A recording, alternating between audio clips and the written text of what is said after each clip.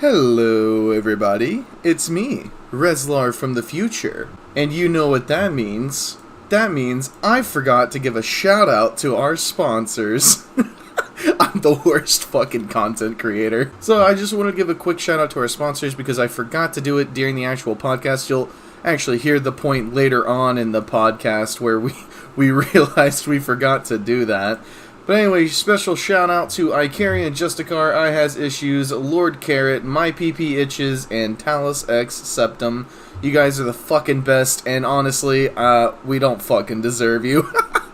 Nor do we deserve anybody on Patreon, honestly. We're fucking horrid, but, it's fine, it's fine. We appreciate you guys nonetheless. Thank you all so much for your support, and hopefully you guys enjoy this episode. Peace. I'm Reslar.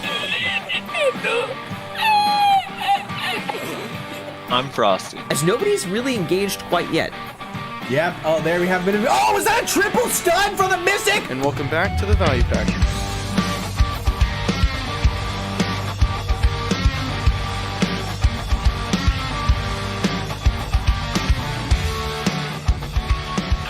And welcome everybody to another episode of the Value Pack. I don't think there's any announcements this week, really. So we'll just jump right into it. Our guest this week is a very influential and long-term member of the community. He's been playing BDO for fucking ever. I used to look up to him as a warrior back in the day before I knew what a good warrior looked like. It is MorrolanTV. Thanks for joining us, man. Toxic. Hey, thanks for having me. Thanks for that intro. Do you still play warrior? You play succession warrior, right? Yeah, I'm actually not bad now. How are you liking succession warrior? I love it, dude. It's super dumbed down. I don't have to cancel any animations. I can hold my spot against everyone except for Sorks. I like it a lot, yeah.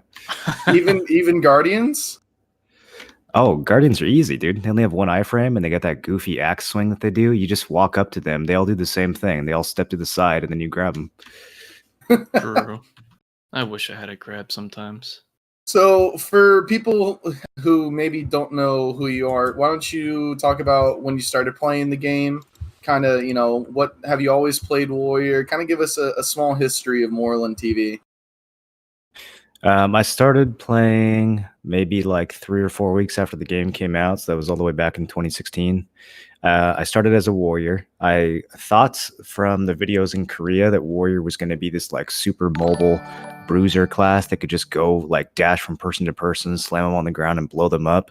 I don't know why. I saw this video in Korea of some guy just one-shotting people with Scars of Dusk, which of course didn't happen at all in NA. I think it was super nerfed by the time the game came out. But yeah, nonetheless, I picked warrior and played that for a long time. But I ended up, after Awakening came out, I kind of started moving away from the class, and I re-rolled a bunch of times. I was a Musa for a while, I was a Wizard for a while, I was a Kuno for a while, Dark Knight, Lawn. At one point, I had geared out weapons for 6 different classes. So that was before I had any pin weapons. But yeah, I was bouncing around all over the place.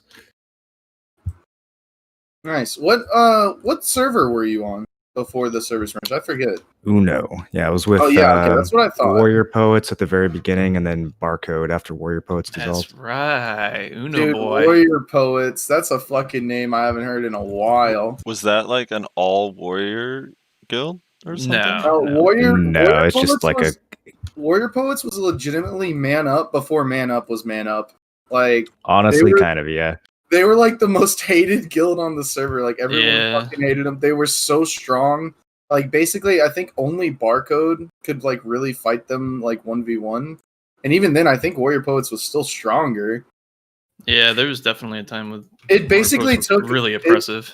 It basically took I still remember because I was a part of do you remember back on Uno Moreland, the Brotherhood Alliance? Yeah, I remember. We fight that. 8 guilds at once. Yeah, so I was in one of those guilds that was part of the Brotherhood Alliance, and I remember we used to fight Warrior Poets with fucking 5 of us versus just Warrior Poets. It was insane, dude.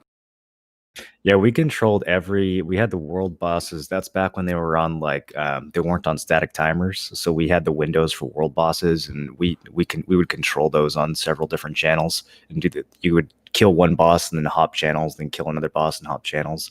So, you'd get like 3 or 4 kills in on each boss, and anyone who wasn't warrior poets on that channel was just Now, what I don't remember what happened to warrior poets. Why did warrior poets die? no leadership.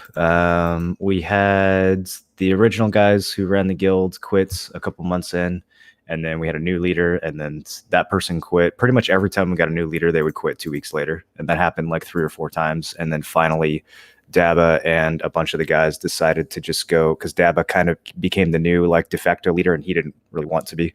So he took like 10 or 15 people that were sort of the remaining core, and we all merged into Barcode. So it really was like Man Up. Yeah, I mean, it's funny because like a lot of the reason we were hated was because of the people who weren't even playing the game anymore. So we were just like in this guild with this terrible reputation, and the people who were responsible for the reputation weren't even around. So we were just getting punished for like other people being assholes. So we finally we tried changing the name, but eventually like we just didn't really have a leader. So we decided to go join Barcode. I think the only guild that was more hated on Uno back in those days was probably Nox. Do you remember Nox? Yeah, I remember Nox. Damn, Nox was like the probably the 3rd strongest guild on the server, but they were the #1 toxic guild. I remember everyone just fucking hated them. I think they ended up merging into. They might have ended up joining Barcode as well. I don't remember. Barcode ended up kind of scooping up all the strong players around that time period and really locking down Uno for the rest of the server, really, until the merge. Oh yeah, I still remember when fucking Barcode had 3 regions at once. Yep, I got multiple titles at the server merge because of that. Yeah, people don't remember that was a thing back in the day, or they don't know because they didn't play back then. But you could own multiple regions at the same time back then, because your base automatically gets placed whenever you own a region, because it goes into the castle when you own a castle region, that is. And so what the game was coded like back then was, it was like, oh, you haven't placed your base yet, so you can still place a base. And so what Barcode could do is they owned Valencia, and then they could go place a base in Medaya and still have their base in Valencia Castle. The shit was funny as hell. Honestly, I thought that was like pretty unique level of like play for large scale, because the only guilds that could really pull it off were extremely powerful guilds, and kind of like also scenarios where it was not hard for them to finish off the main region that they were concerned about, and then they could somehow manage to haul ass over to the secondary region, which only had like 10 to 15 people defending it. Oh yeah, and then rebuild and go from there. It was like such a time crunch. And see, I actually liked that system because it was like really like risk versus reward. It was, I don't know, I liked it personally, but I know a lot of siege guilds. I think I was in Fire Nation at the time, where Barcode had a bunch of guilds, or a bunch of regions rather. And I know a lot of people were like really annoyed, but I liked it. I don't know. Yeah, it was interesting though, because the fact that everyone got so annoyed is part of the reason why they started to like team up and fight back, because we were sitting on 2 regions for a while and no one would even bother contesting us. So we would literally send like 20 people to one region and like 20 people to another region, and everyone else would just keep grinding. And it wasn't until we took a 3rd region that people on the server were like, okay, enough of this shit, and they started teaming up on us. And they would hit us on multiple regions at once, and then we would really have like a difficult 3-way fight, and we couldn't hold 3 regions once people started actually teaming up and strategizing. Yeah, well, the mistake y'all made is y'all took Serendia, which was like Serendia and Balanos back then are just like Serendia and Balanos now. It's like all the, not to be offensive to any guilds out there, but it's kind of like the minor guild siege scene, like the non-castle guilds.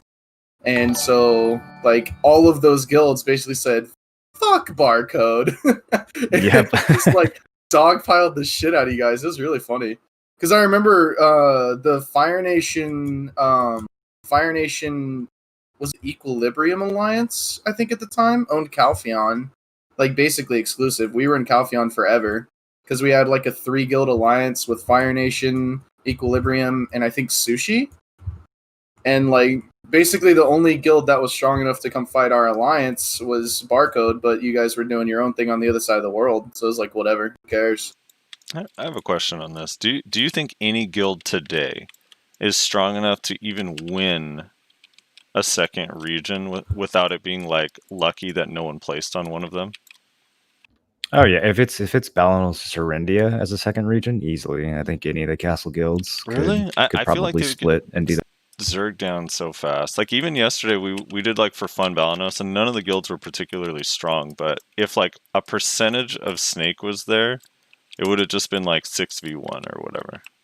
Well, there's going to be occasions where they don't actually have to defend Medaya, right? So like in that situation, if they're dropped on another region, it's Right. just they can just go with nearly their full force. But like So Barcode, I think people could definitely take 2. I don't know about 3, but I think there's guilds that could take 2 for sure, depending on the politics that we. Barcode back then could actually defend both though when they had to. Yeah, we defended 2 pretty successfully. It wasn't until we took the 3rd one that we were kind of spread too thin. Yeah, because you got to realize like the 3 strongest guilds on the server had basically all merged into one. Let me Because- update my Warrior question. Poets- Then. Could someone defend 2 regions if they owned both? Oof. Yeah. Today, I mean. Yeah. Today. Probably not with the Mm, merc no. system. No. I think they would get zerged with the merc system since Yeah. you can't have mercs as a defender. You'd have like 2 different, 100 v50s at best. Right.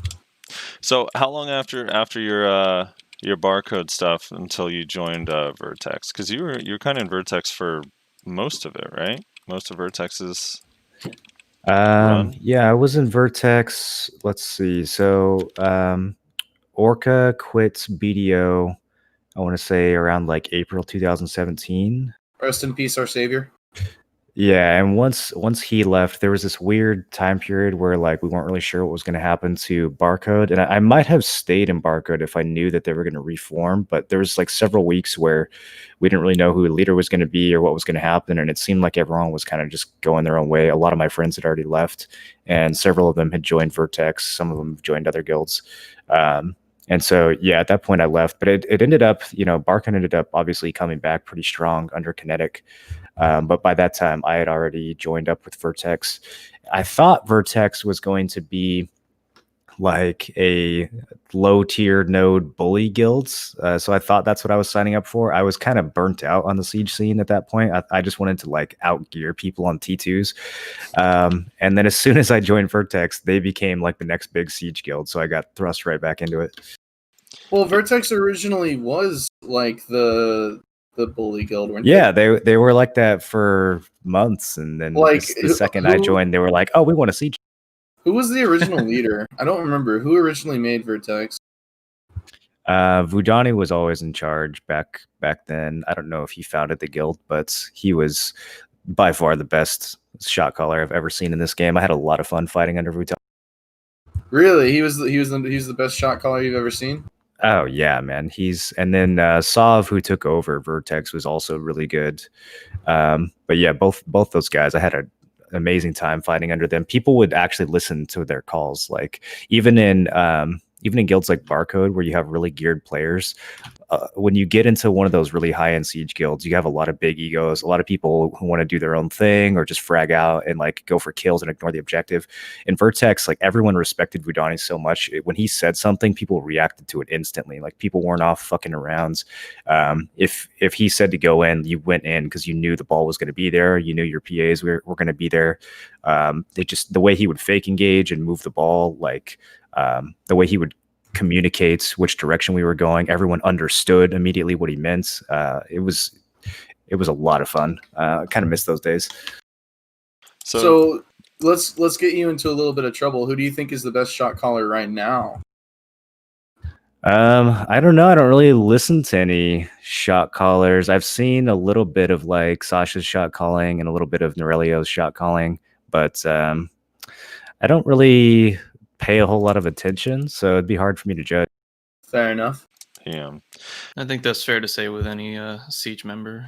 So can you give it? Because I actually think Vertex's kind of whole run, like the growth of it, like up until about what, a year and a half ago or a year ago, when they were like kind of peaking and they were like borderline as strong as Snake, or at least close. Like if you could give us the backstory on like that growth, and then how it ended. Like what kind of happened there? I think it just grew because of the leadership. Honestly, the leadership was so strong and it was so enjoyable to PvP with that group of guys, that it kept attracting good members from other guilds. Every once in a while, one of our top fraggers would get poached by Snake, but for the most part, that was just kind of like more fuel for the propaganda. I think that, or not Snake, it was Man Up at the time. And honestly, I think what ended up allowing us to topple Man Up permanently was Dongfan left Cho Nation to join Man Up, and he was like their strongest member at the time. And that ended up leading to like the Vertex Cho anti-Man Up alliance. And from there, like once those guilds were on the same side, because Vertex and Cho kind of had a rivalry before then, and once they actually started working together against Man Up, it was just sort of like time's up. Like Man Up could no longer survive that. And once they started losing regions, it was really only a few weeks after that they basically just quit the game. Right, and then most of their big names go to Snake, and now there's the.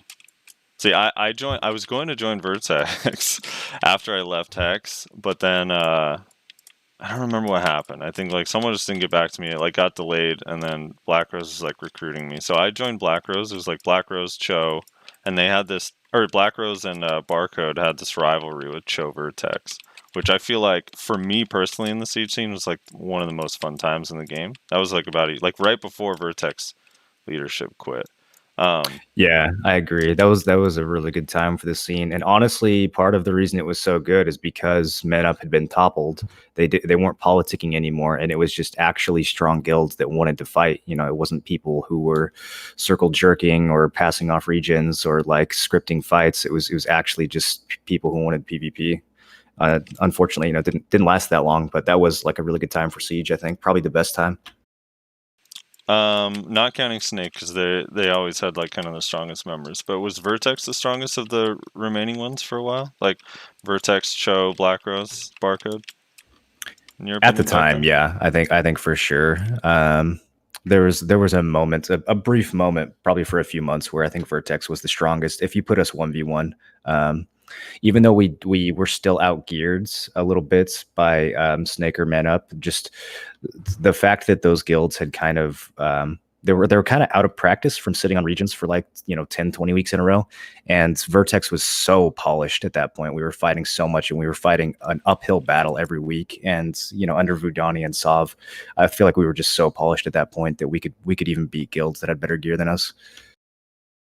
All right, so like they all quit, right? Winters, Vudani, Sov, like they all kind of left around the same time. Sov was around for quite a while after Vudani quit, and he continued to lead Vertex, and Vertex was pretty strong under Vudani. It wasn't until after Sov left that Vertex started to decline. Okay, and now we have new Vertex. I feel like Vertex has rebirthed like twice since then. Yeah, more than twice. There was a bunch of different leaders at that point. At one point, Kenjara took over, and then he had some drama with some of the other leaders. I don't remember the details of all that. I wasn't super active in Vertex after Sov left, but yeah, there were several different leaders that took over during that period, and there was a lot of infighting. There was a lot of people who left to join other guilds, and then ultimately, even Kenjara left, and I think that's when Phoenix took over. Right. And then Phoenix led the guild for a while, and eventually went nuts and kicked everyone out. You guys remember that, right? Well, yeah, that led to the famous mass kicking mid-siege. I remember that. What's the deal? What happened there? Were you in Vertex still? Yeah. I wasn't like super active at the time. My favorite memory of Phoenix was actually when we backstabbed Vexus.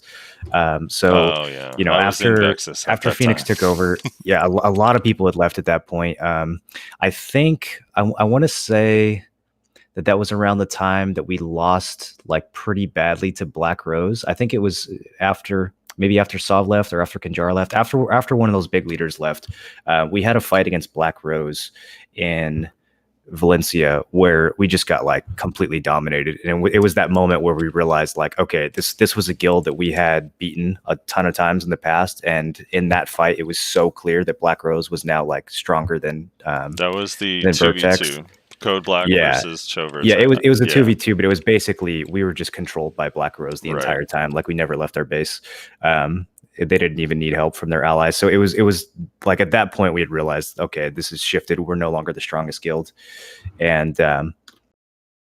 then later on, I don't remember exactly why, but we were allied with Vexus on Valencia, and I don't remember who we were fighting, but Phoenix was like super fired up at the end of the fight. You know, we're like 2 or 3 hours in, and he just goes, "Okay, boys, this is our fucking castle. We're backstabbing Vexus." Like he gave this amazing speech in comms about how like we deserve this castle, and I don't really remember why, but he was so excited to backstab Vexus. That's kind of my Yeah. favorite I memory think of, in that of Phoenix as a war- leader. That reminds me so much of Good Fight Days with McCann's leading. He'd be like, "Yeah, fuck these kids. Let's take this shit." I think Yeah, pretty much. 2v1'd. I think in that war we 2v1'd either Barcode or Black Rose before that happened. So it already was like a stressful war because it's one of those things where we had to get shit stomped for 2 hours before we could even have our 1v1. Yeah, that one's stalemated, right? Is that how that went? Yeah, I think we got farmed by Black Rose in the castle for, you know, like 7 hours, and then we decided to backstab Vexus at the very end. It was something like that. Yeah. The standard, dude. Jesus. See, that was like such a weird. It actually caused a kind of cool rivalry though between the two guilds because we had a bunch of cool node wars after that, and like on Siege, like it was like, oh shit, dude, here comes our rival. And like Vexus and Vertex were so close at that time in strength, so it was actually like kind of fun fights. Yeah, it was good content. We almost it's funny too because you know, if we had our old shot caller, I think we would have actually backstabbed them pretty successfully. I remember we de-annexed them and got their fort down to like 30%, and then we just couldn't finish it for like the next hour. They turtled, and for some reason we just couldn't get organized. People were too busy running around the desert and, you know, getting kills, and they just ended up stalemating. We RBF, didn't even man. backstab successfully. Our leadership was. They were so tilted after that because they were so confused. They were like, "What the fuck?" I don't know. I can't even remember. Yeah, what it they was said one at of the the time. dumbest political moves I've ever seen in the game, but it was good content. It was pretty. Yeah. All right. So Phoenix kicks everyone out. You're in Vertex still, right?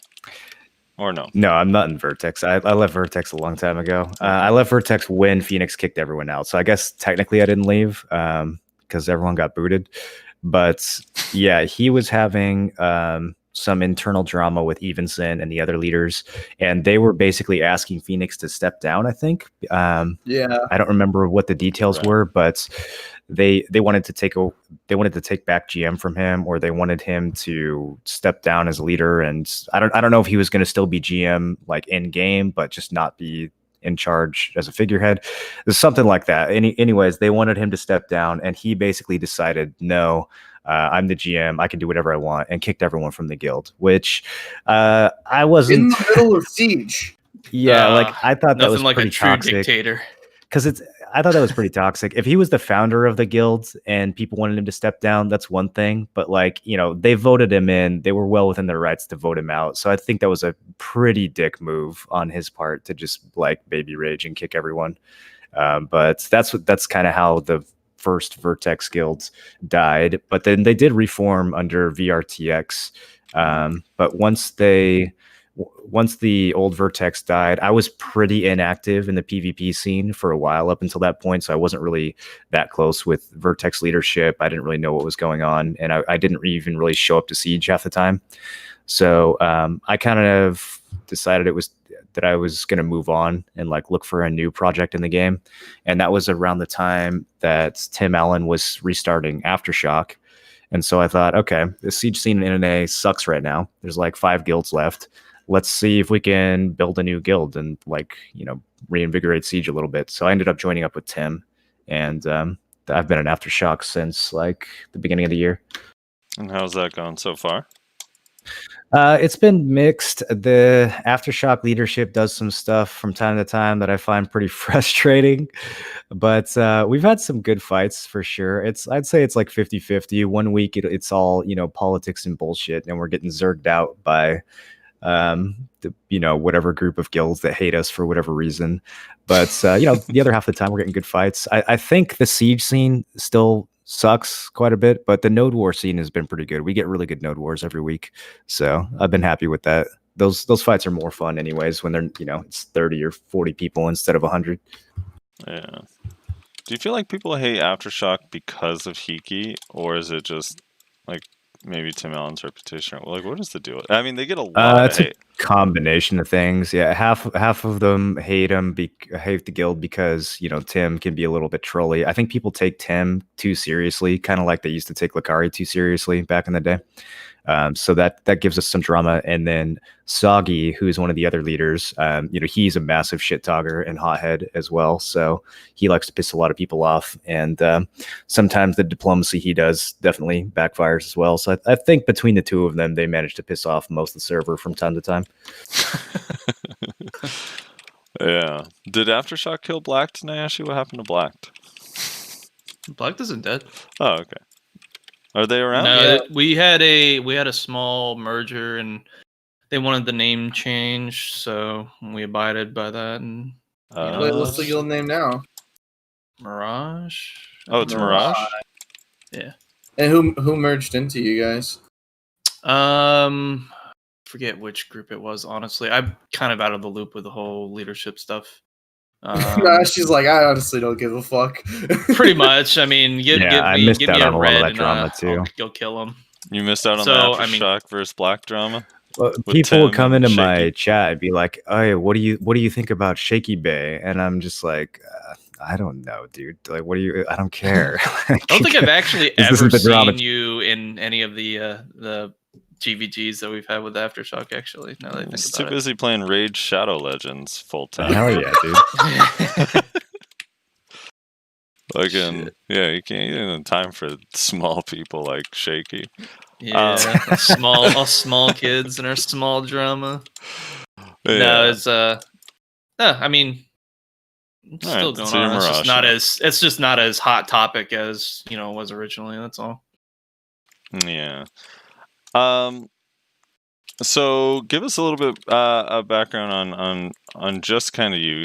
Were you streaming before BDO? Did you have a community before BDO, or did you kind of grew your stuff? Not really. I had streamed one other game before BDO. It was a game called Cards and Castles. I didn't stream it like to be a Twitch streamer. Mm-hmm. I was developing Cards and Castles at the time with some friends in San Diego. So we made our own like little card strategy game. It was kind of like Hearthstone meets chess. So it was a card game, but it was played on a grid board. So you could move your cards around like units on a board. And so we developed that game for a few years, and I would stream that game just kind of like as a community manager to talk to people and like show off new content and stuff. So I had some experience, and I had like the microphone and the webcam and everything set up. But I didn't start taking streaming itself seriously, like as a career, until BDO. And BDO just seemed like the perfect game to launch a stream off of, because I remember playing BDO for a few days and just thinking, nobody knows what the fuck is going on in this game. Nothing. There's no good guides. Everyone's confused. Every other streamer that I ask for information, they're wrong about like 80% of the questions I ask. So I'm like, okay, I got to start making videos for this game and seeing what I can do. And then the stream and the YouTube channel kind of took off from there. Yeah, you were definitely one of the first ones that I recall being a main source of information for sure. Yeah. Like back then we didn't know anything. It was all player discovered content, and that's it. And that was even before like Blue came out with all the data mine stuff. But Like So every little aspect. You I had find to it figure interesting. Oh, dude, back then people had like Zodiac tinfoil. They had There was all sorts of Yeah. things. people were talking about like S ranks increase your drop rate, and there was so much just random stuff that people Yeah. believe that there was no evidence for.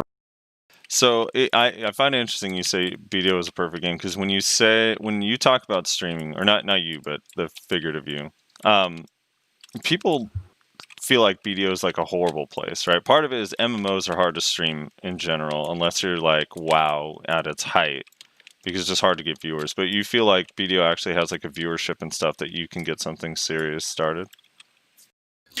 Yeah, I mean, if you know the game well, I think it's one of the best games to build a channel on because if you can explain and make guides about this game, like even now, people will come in and ask me for updates to guides that I posted 2 or 3 years ago. There's a huge number of new players on BDO all the time, and I think a lot of veteran players don't realize how big that population is. But the truth is, Perlabis does a pretty good job marketing this game. And there's a lot of people quitting every month, and there's a lot of people joining every month. So when you have a game with really high turnover like that, the market for guides and streams is constantly there. People are looking for information, they're looking for content, they're looking to see who in the directory they like, and who just who they want to hang out with or who they want to learn from. So there's always room for growth. I don't think that the community is as static as people realize. The siege scene is super static, but the rest of the other 99% of the game it's constantly coming and going.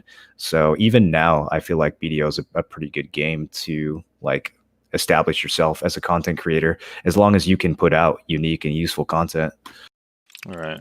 How was it when you moved over to console?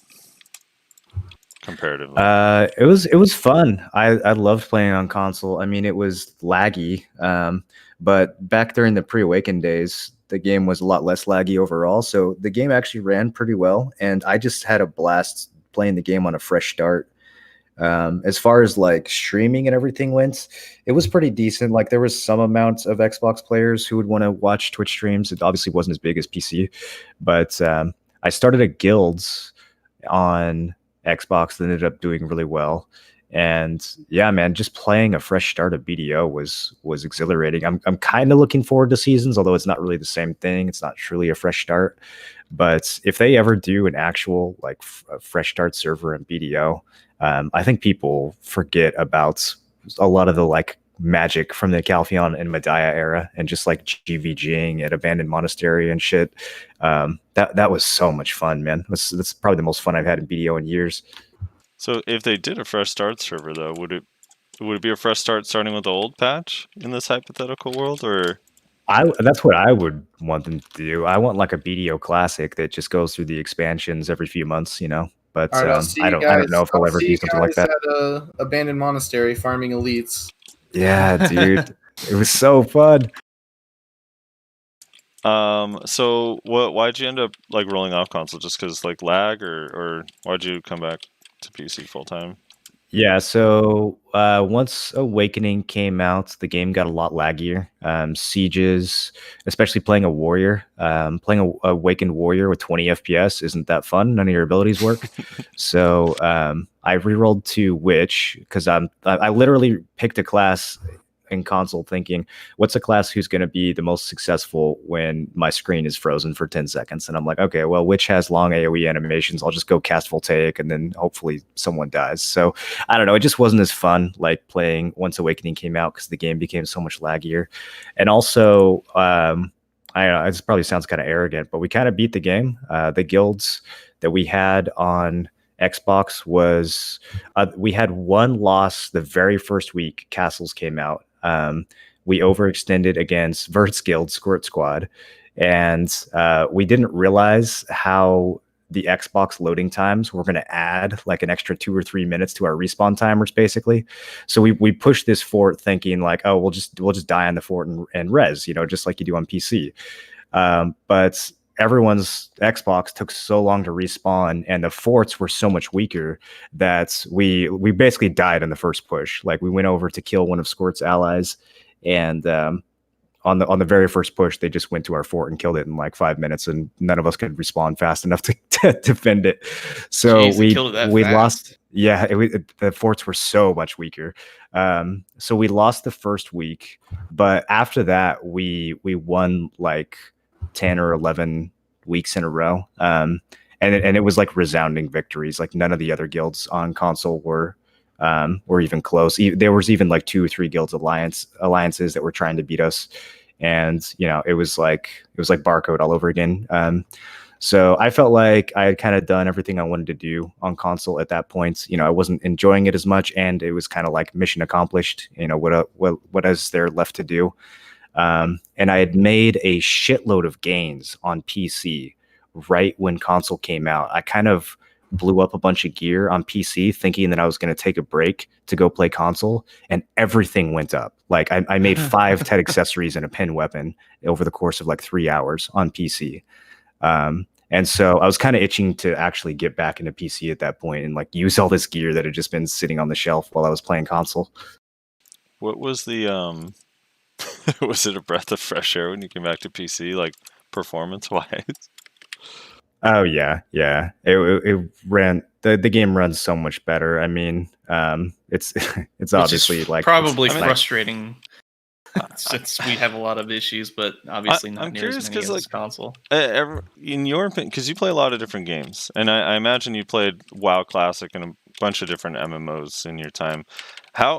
From like switching around to different games, how is BDO like performance in your opinion, like just overall? I mean, I think the game runs really well outside of large PvP fights, but in terms of PvP, it's definitely lacking. Other MMOs I've played, like even games like Darkfall come to mind. I remember doing sieges in Darkfall where we'd have hundreds of people throwing projectiles at each other. And that was an action combat game, and you had people putting like thunderstorms and shit that were AoEing 20 people at a time. There was a lot going on, and even the sieges in that game from 2009, I feel like I remember it running better than the sieges in BDO. The other thing with BDO is like this is the only game where the client server desync has been like a problem of this magnitude, and I think that's just the result of a Korean developer who's used to everyone being on like 7 ping. Because one of the things BDO does is, whenever the server lags, if you use an ability and that ability didn't actually go off, it'll still go on cooldown, right? So like your client will just use the ability and tell you that you used the ability and put the ability on cooldown, even though in reality on the server side, you never use that skill. So it's like the disconnect between the client and the server on BDO is probably the worst that I've seen in a PvP game. All right. What about frame rate? Outside of Siege, I guess, since you said it's already shit.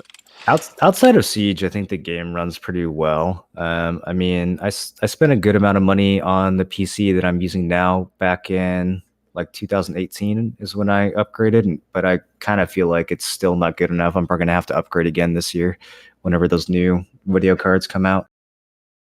Don't tell me. The thing is, one of the problems with FPS and BDO is like you might not notice FPS drops as much in other games. Especially playing a warrior in BDO, you notice FPS drops because your skills do different damage when you're lagging. Like there's this weird FPS equals DPS thing in BDO. So even if other games might have had like frame rate issues, you just feel them more in BDO. Like you get punished for them more in BDO, I feel like. Right. So you think it's Morrolan, best to just play Sork where you can iframe? Yeah, exactly. I mean, time to kill is part of it too, right? If you get like one stutter where you lose your character for half a second, and because of that somebody grabs you, you're dead. Whereas in other games, if you have like a half a second stutter, I feel like you can recover from. All right. I got a serious question for you, Morrolan. Yeah. Do I crown this try distortion attempt, or do I just go for it? Probably. I think distortion's worth crawning at most levels. I'd have to look at the prices, but How many I crowns is think there right most now? distortion enhancing it makes sense to crawn. I'm just saying, if I don't cron it, then I'll have potentially 2 attempts if it succeeds for Ted. Well, all the cron prices are based on the pre-patch, like the pre-central market values. So the cron price for distortion is set to like 125 mil base, which is what, half of the actual value. So it's probably worth cronning at every level, and the higher the level, the more worth. So like the TET distortion would probably be the most worth to cron out of all of them. But I think any level would be worth cronning. All right. We're gonna try without crawling, and then I mean, it's not like you get fail stacks if you Yeah. lose, right? So Are you just doing this for profit, or do you need TET distortion? Well, I'm gonna try to go for TET distortion so I can sell it for a pen tree. Jesus. pen tree, why not pen red nose? Well, yeah, that's true. You could do that. Cheaper Caffers, dude. Would be Get ready for Dead cheaper God. to get the Caffers, especially now that Yep. they announced next month, right? Next month is when the Black Star armor's coming out. Oh, you don't want Black Star armor. You want the Fallen God armor, which is not that's going what to I mean. come I'm out sorry. until Odalita. Yes. Yeah, that's kind of not coming out till Q2 or second half. Second half. Of the Yeah, year, which could be second whenever. half, Second half. December 31st. Vague ass. All right, we're gonna go for it. All right. Oh, I wanted to bring up something, Frosty. Yeah. What's up? I saw this somewhere. It may have been in the comments. I don't remember, but somebody said that winter 2021 could also mean like this winter, because apparently, like Koreans, when they say like winter 2021, they often could be like January, February. Right. Yeah. I think that I don't remember where I saw that. I think it may have been in the comments, but somebody said that, and I was like, dude, I fucking hope. That would make more sense, to be That honest. makes way because- more sense, because hyping something that's a year and a half away seems especially weird, region. even for Perlibit. Yeah, they've I mean, it's still never done a that. year and a half away for us, but for Korea, Yeah. And yeah, actually, that's a good point. Yeah, because it is only technically winter 2020 for fucking 9 days this year, at the end of the year, you know? And then it's 2021. So yeah. yeah. So somebody said, I don't know if that's true. I cannot fact check that, but that's what somebody said, that maybe that could be a thing. I mean, while they have had announcements that take 2 years to come out, I don't think they've ever announced something not coming for 2 years. Like, all right, in 2 years, get ready. Especially a region. It's such a long... Yeah, and I mean, all the regions in Korea are usually 10, 12 months apart, right? So Odalita came out in like February. So if the snow region is coming out in January or February, that kind of makes sense. Like it coming out in Korea. Yeah. I guess the between Driga and Odalita was pretty long, though, but they delayed Odalita a few times, even in KR, so... Okay, so you mentioned earlier that the Siege scene is not as good right now. So in your opinion, what is wrong with the Siege scene and how can we fix it? Both, like, I guess from the community standpoint, but also what can Pearl Abyss do to fix the Siege scene and make it more interesting or better or whatever? Yeah, so there's two big problems. Part of it is game mechanics, and part of it is the players. And the two things kind of go back and forth, right? So I think the biggest problem with the Siege scene is the merc system. The fact that anyone can just drop on a Saturday and put 60 mercs into their guilds, like the whole incentive of building up a guild for Siege is gone when people can just merc into guilds and get a fight on Saturday night. It used to be that if you wanted to fight on Saturday night, you had to join a guild, you had to be part of that guild, you had to help that guild build up and get strong enough so that they could actually place on a Saturday. Now it's like people can just be in whatever guild they want. They don't really have to invest, and they can just be a war hero on Saturday. So that means we have less guilds overall, and the guilds that we do have are much lower quality than they used to be. So I think that's a big problem, and I think Pearl Abyss knows about this. Like they've mentioned it several times over the past few months, but they don't, for whatever reason, they haven't implemented a solution. I think something like capping mercs at 10 on Saturday would probably be the best start to fixing that. Right. And then the problem number two, besides the merc thing? Yeah, it's just that the players we have right now, I think it's one of those things. It's like a feedback loop where you have less guilds that are in the scene, and Mhm. so you have fewer players overall. And the guilds that are there are kind of they're most interested in just holding their position and like passing castles back and forth. There's not a lot of guilds that actually want good fights. And because the scene has gotten more stale, it attracts the wrong type of person, you know. And so you keep having more people joining Siege who just want to castle sit and who don't want good fights, and people who do want good fights are in Node War guilds and they don't even show up on Saturdays. And because you're attracting that type of player, that starts a feedback loop where you're attracting more of those players and more of those players. And it's gotten to a point, I think, where like the entire Siege scene is just so stale. And like anyone who actually cares about PvP just thinks that Saturday is a joke for the most part. Yeah. I concur. I just wish, I know it's never going to happen, but I do kind of wish there were like more objectives that felt fun to accomplish. I don't know. Like I thought they should try doing like other things, like you know, where a castle guild, they hold the region and whatnot, but throughout the week to kind of give them a way to, and this is not something that would be easy to implement per se, but to kind of give some like different kind of combat, just have like types of combat where flex groups are actually more focused, like so whenever you have a guild that owns a territory, smaller nodes would be a thing where basically you can choose 10 to 15 players to help defend against an opposing 10 to 15 players where they try to steal resources from your end of week money, kind of like pillaging your territory, so to speak. And that would allow you to have, you know, some focus more on flex classes because they would, you know, thrive in that kind of combat rather than the large scale, which would thrive obviously with the witch wizards and the heavy comps. I don't know, just different kinds of combat. And it would also let siege guilds also still participate without needing to hop, you know, to a different one. And especially with like the HP thing going around, where they just hop kills to avoid the HP stuff if they get kicked out or Yeah, whatever. I think the witch wizard meta is a big part of the problem too, Yeah. because if you want to make a siege guild, you're forced to fill half your roster with staff classes, and if you can't do that, like you just kind of lose in large scale.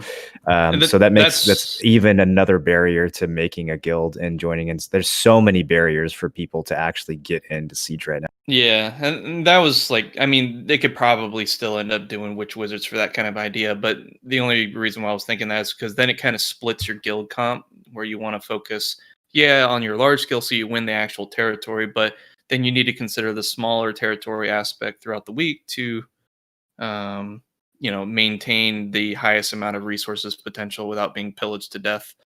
Because then it kind of makes it like, just because you win Saturday, it doesn't mean your fight's over, kind of thing. Still got They those had interesting some fights throughout kind the of week. system where they were going to put Valencia versus Calpheon in like a massive world war, and they were going to delete Gaia Castle. And it seemed like they were kind of going for that, where they were like going to spread out guilds over different areas and trying to make it more interesting. But then the whole thing just got scrapped. Never implemented it. Yeah, They so scrapped it. I don't know. I don't know if they have the ability to really execute on like big arching changes like that. They just don't seem to really understand siege well enough to do that. So the changes that they do make are kind of hit and miss. But I don't know. I think there's simple changes they can make. I think nerfing PA into the ground would be a great start. Like, you know, there's just some weird things going on in the meta right now that everyone agrees is kind of stale and bad.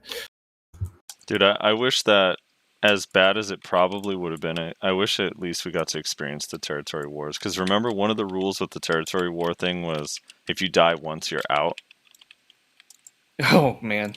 Yeah. Like, Jesus. That actually sounds so fun because your life, it's like, that would be scary as shit, right? I'm sure it sounds fun for a concealment Kuno, you fucker. Yeah, except Wizwitch would still fucking win. Like, that's oh the thing. My god.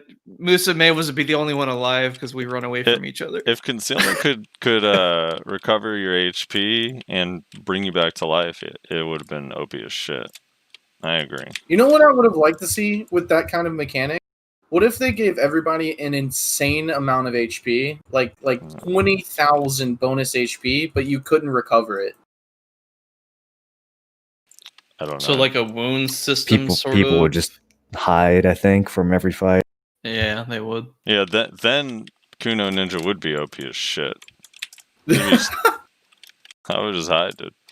Let me the idea of that sounded fun, though. Maybe you would recover health from getting kills, and then you'd have an incentive to go out and kill people because you could recover the damage. Then the 3-minute class can prevail. I like it. Just hide for 3 minutes. Q buffs up. All right, time to go in. Hell yeah. Yeah, Q buff. That's another thing that's great for the siege scene, right? I have a question for you guys. I thought about this whenever they introduced the like ogre and troll scroll things for Siege. You know what I'm talking about? Yep. Why didn't they just make that like an objective that you can get in Siege? You know what I'm saying? Yeah. That would be cool. Like you put a tower somewhere out on the map that would incentivize the castle holder to go out and get it. Otherwise the other team gets it. That would be fun. They do that on mobile. You buff the shit out of it. You say there's an objective somewhere in the region. You have to find it. Whoever ends up like destroying it, capturing it, whatevering it, they get the ogre, you know? And it's like really fucking powerful. Yeah. I think that's super smart. They actually do something similar to that on BDO Mobile. There's like a tower that you can capture that gives you a buff, and there's neutral huachas that are like out in the field that you can use to nuke enemy bases. So there's different objectives besides the fort that you fight over that would actually when you're doing Node Wars on mobile. Make it so that taking the fort normally is just absolutely ridiculously difficult, and then just have the objectives as the means to actually. I don't understand. Like as many times as they've changed in Node Wars, they have literally never given us like a side objective for Node Wars. It's never happened. Yeah. Never. Not once. And I'm very confused as to why. Our side objective is to recruit wizards and witches. Recruit as many as possible before the Node honestly, War. Like I know we all enjoy like Node Wars. I enjoy Node Wars as well. But when you really think about it, Node Wars actually is like extremely simple and kind of boring. Like you don't really do anything. I disagree on the boring part, but it is simple. Fighting is it fun. could be a lot better. Yeah, it's only fun because the combat is fun, not because the Node War itself is fun. Yeah, but it's point. I mean the group PvP is fun. Like working together with groups is a lot of fun. But I mean I would be down for new stuff, dude, for sure. I think Node War's fun. There's nothing that Node Wars gives you that you can't just set up with another guild in open field. You definitely can't cannon or go take care of cannons or flags and stuff in open field like that. I don't. Oh, I'm gonna roll a cannon out there. I would be cool. Actually, I have seen cannons open world. I'm not gonna lie, but yeah, that's what I'm definitely. Dude, I've seen cannons in RBF. You're trying to tell me cannons aren't like? But it's generally not organized or defended properly. No, but yeah, more objectives would be awesome. I agree. I think I don't know. I've always liked the idea of like maybe you can't even hit the fort. Like it doesn't even need to be the ogre thing because the ogre thing still is like. If the terrain is fucked, how are you supposed to use the ogre, right? Like some bases, like think Catfish Camp, your ogre like just dies trying to go through the water. Or like whatever, that Kai Lake. But just something that makes it so like the forts are not even hittable right at the start. You have to go first like break towers to like unlock the barrier to get inside someone's fort or something. Like would be kind of cool. Like any side objectives would be really fun. I don't know, it's like one of those things too would be super hard to balance. Like I'm trying to think of ways like, all right, how would this not just make the top 5 guilds stronger? You nerf Witch and Wizard alongside it. That's how. Yeah, that would be helpful. But top 5 guilds still would be able to recruit the best players. Like now all those players that had to re-roll off the classes they actually love would still be in those guilds probably. Morrolan, how would you nerf PA? I don't know, remove it from the game. Really? You just want it removed? You just want it gone? Would you ever consider moving it over to Shy instead? Because I think that would be a good option. Potential. Yeah, moving it to Shy would be fine. I'd be okay with that. Like if it was actually on a support class. And it's weird that Wizard and Witch even have that ability to begin with. It's like why are they why do they have support abilities when support abilities are barely even a thing that exists in this game? It almost seemed like some kind of like RP decision, you know, like they added it in because wizards and witches have shield spells, but no other class has that thematically. So now we have this massive imbalance in large scale PvP. Like I don't really see the logic behind making wizard and witch a support class. You know, every class in this game except for Shy is a DPS class. So why just randomly give one of them a super broken, overpowered support ability on top of that? Yeah, I think or with like Shy, maybe make it so that Witch Wizard's PA only affects magic damage, and then you have something for like physical damage. You know, split that shit look up. here. I think like moving it to Shy would be good. If you just did this, you take PA off Wizwitch, move it to Shy, remove the bubble, and make the PA that Shy gets a 5-minute cooldown, so it's not just like every single push. Because I mean, realistically, like The all these bubble's guilds, That's just part of the weaponized. issue as well. That Yeah, bubble is just all weaponized these- desync. all these guilds would just switch all their Wizwitch for a bunch of Shy, right? Like you'd have a bunch of Yeah. Shy. Like maybe not as many because you still need damage output, but it would, yeah. So remove the bubble, give them that, and then the PA or whatever skill that'd be lacking, you just make it like a self buff that's like 20% damage reduction for 10 seconds just for Wizwitch to have or something as like a shit. That's called Mana Shield. They already have it. Well, Or even if they made it like a damage absorption instead of a 10-second damage reduction. So if PA just absorbed 10,000 damage or something like that, that would be fine. And then maybe you made the duration a little bit shorter. If someone was gonna drop a PA on a push to guard their allies, okay, I get that. But just like a 10-second near invincibility buff is stupid. At least if it was an absorption thing, then if I'm attacking the enemy ball, I feel like I'm doing something. I'm at least breaking that shield. Right now, when PA is up, it's like, oh, okay, well, I guess I'm running away. This is fun. Yeah, like Yeah. what if it actually there's not a single shield in this game? What if it actually was just a shield? Like I don't know. like a shield ability. Yeah, Yes, I think literally that just would a shield. Yeah, that's what I thought it was when I first played, because the game I played before this was Blade and Soul, and the Force Master, was also kind of like the caster or the mage or whatever, had like a barrier that like everyone inside this barrier, that's where I like stole that idea. Everyone inside this barrier had like reduced damage, or like the barrier had a hit point thing or whatever that you could just break. But yeah, I know it is kind of weird, especially the animation of PA2 looks like it's a barrier, but it's not. Dude, it's also the number. I don't understand why it's 1,000. Like, what the fuck? It's just so weird. Yeah, it sucks. I just think PA was a thing that they came up with before they really knew like how important it would be in large scale. But like at this point, there's no excuse for them having not have changed it yet. Well, it Like, wasn't that bad in the pre-awakened days, like the whole large scale meta was so different in the pre-awakened era. You didn't have huge balls of people AoEing each other. People had way less super armor. They had way less AoE. So there was a lot more skirmishing. Fights were spread out. So PA didn't, you didn't just clump up and have this invincibility buff. That the meta didn't work like that. And once Awakening came out, it's just like, as people started to clump up more and more, PA just got out of control, and I don't think they've ever really gone back and figured that out. Here's to hoping. Here's something that chat mentioned. They were wondering why they don't understand why KR hasn't complained about PA, but KR players have complained about PA. They don't like it either. Yeah, it got nerfed because everyone was complaining about it at the time. It just wasn't enough. That's the one thing that sucks about a nerf, when it's like, whether it's not enough or it's too much, is like with this game, they just like the problem is the devs feel that they need it in the game. They never revisit it after a change. Like, that's the thing. I don't know. Like I mentioned this the other day, but Blizzard had this this patch note that came out for StarCraft 2.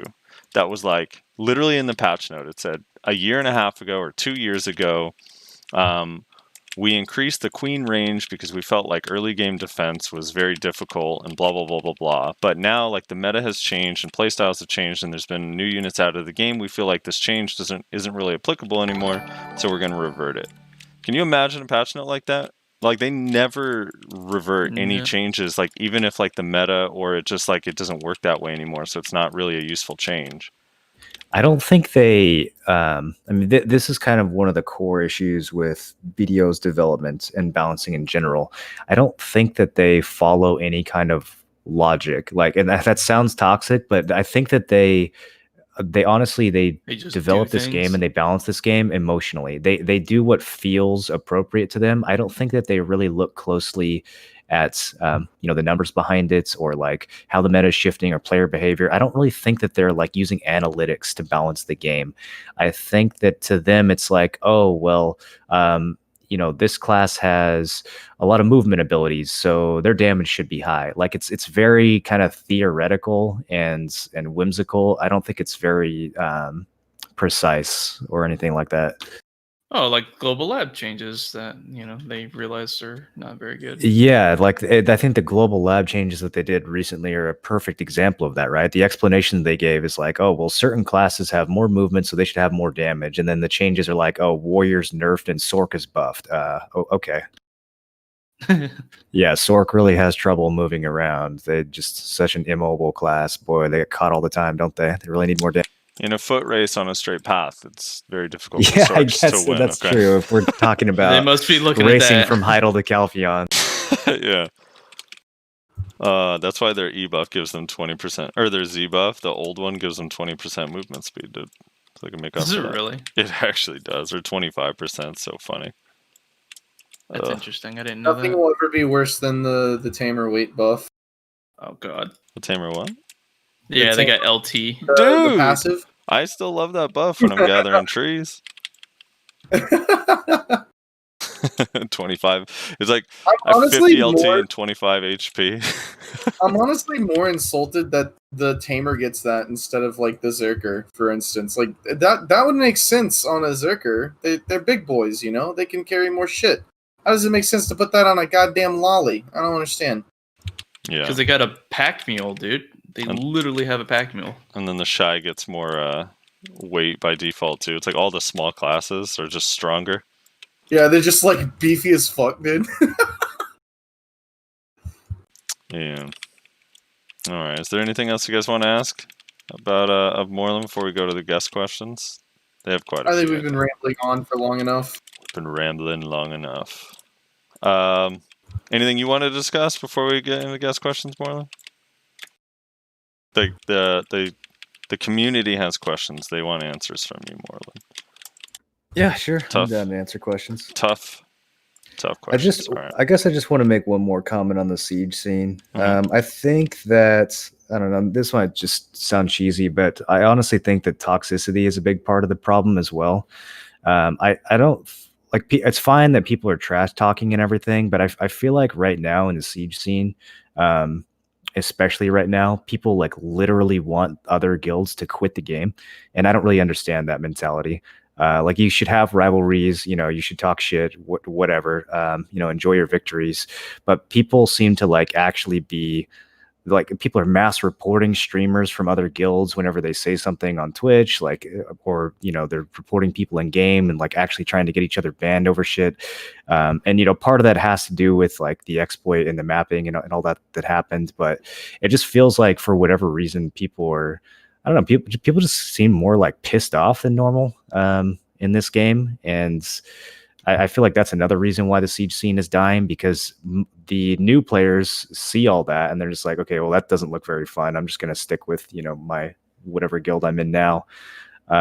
So I'm not sure if there's anything we can really do about that other than get some of these guilds to become a little bit more self-aware, but I don't know how to do that. Right. Yeah, it's just, I No, think you're that's not wrong. unfortunately comes down to a player base thing, like those individual players that get people to jump on their bandwagon and support that kind of toxicity.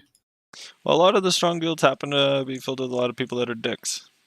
But it happens. I don't know. It's yeah, I don't know. It's kind of weird. You're right. It's like the community is trying to eat itself from the inside out until the game is dead. It's also the only game I've ever played where the active player base hates the game and wants to see it die. Yeah, it's really weird. What, like, do you guys remember it being that way back in the day? Like, even the big Nah. rivalries we had between, like Barcode and Man Up or whatever back in the day, like it was always in game. Like out of game, people were still, they didn't want each other to quit. Like even if you were talking major shit in game, people weren't like bringing real life insults into it, and they weren't like trying to get each other banned. Yeah, no, it definitely wasn't like that. I was in Oasis for the majority of my beginning portion of my BDO. But I mean, I don't remember it being like that. I mean, there was a lot of rivalries, like guild rivalries and whatnot, and especially on large scale, and turned into open world fights sometimes and whatnot. But that was basically where it would end. I don't remember too much, like anything beyond that. Like even with all the shit, like you said before, where guild or open world bosses were being basically like Zarka was being pinned down by specific guilds, and no one could enter because they would just get AoE down, and you would have to actually get multiple guilds to cooperate in order to take them out. Like even then, there was hate for that guild, but there wasn't anyone like wishing they would disband or. Well, except for Yeah. not. I would think like right now with the siege scene having the lowest participation it's ever had, that people would be happy when new guilds came about, and like this would be the More worst time to try to get encouraging, people to yeah. quit. Yeah, but I feel like we not only have the lowest participation ever, but we also have the highest number of people who are just like out of game toxic and actually trying to reduce the player base. And I don't know, maybe those two things go hand in hand. Maybe that's part of the reason why participation is so low to begin with. I think it's all paid for shills for Arcade Unchained, dude. I have two questions, Morrolan, for you. Sure. Both kind of, I wanna gauge your reaction to some events that have happened recently. First of all, the Heidel Ball. Just kind of generally, what were your thoughts watching the Heidel Ball? Disappointed for the most part. I mean, new class is cool, new region is cool. I think we kind of expected all that. I really wanted them to do something imaginative. The game is, like what they say, 6 years since it released in Korea. I wanted the Heidel Ball to announce something that was like genuinely unique for the game that they were working on, and there was nothing like that. It was kind of just more of the same, and even the new class just doesn't really look that interesting. I mean, they could have, I don't know, man, make like an otter class or something. Like go outside the box, like make the Papu. Yeah, make a dwarf, or make like another support class, or make a necromancer. Like we don't need another slashy ninja, dance around class. I agree with the necro. I just feel like they're kind of stuck doing the same stuff over and over again, and I'm worried that the new snow region is just going to have 3 new grind spots and maybe a world boss. And like I want them to do things that are fundamentally creative and take some risks, and I didn't see any of that in the Heidel Ball, so I thought it was kind of disappointing. How about a neuro class that has a curse that removes PA? That's their unique way of solving that problem. Yeah, like I'm a debuff blocker. With you on the sentiment, Morrolan, but you better take it back talking about my Sand Mage, dude. That class is going to be the best. I think I think it'll be all right. I think it's misleading because of the swords. I don't think it's going to be a melee like slashy slash class. I think it actually is just going to be a magic class. I want to see more of it. I'm terrified that it is going to be just another fucking ninja, and if it is, I'm actually going to be kind of upset because it's just so boring and unoriginal at this point. But I mean, we have only seen one skill and the weapons. I feel like it might be too early to call it that. I just think like stylistically or the like in terms of the aesthetics or the feel of the class, like yeah, we haven't seen that much, but I think that they could do something a bit more unique. I mean, maybe he will have some crazy interesting skills. That whole tornado skill just looked like it looked like a reskin God Incinerator to me. It's just a big super armor AoE that's probably got a 50% slow on it because it's a tornado. Dude, that's what my fear is that too, is that instead of doing some cool new stuff or like just making the skills cool, it's going to be slow debuffs.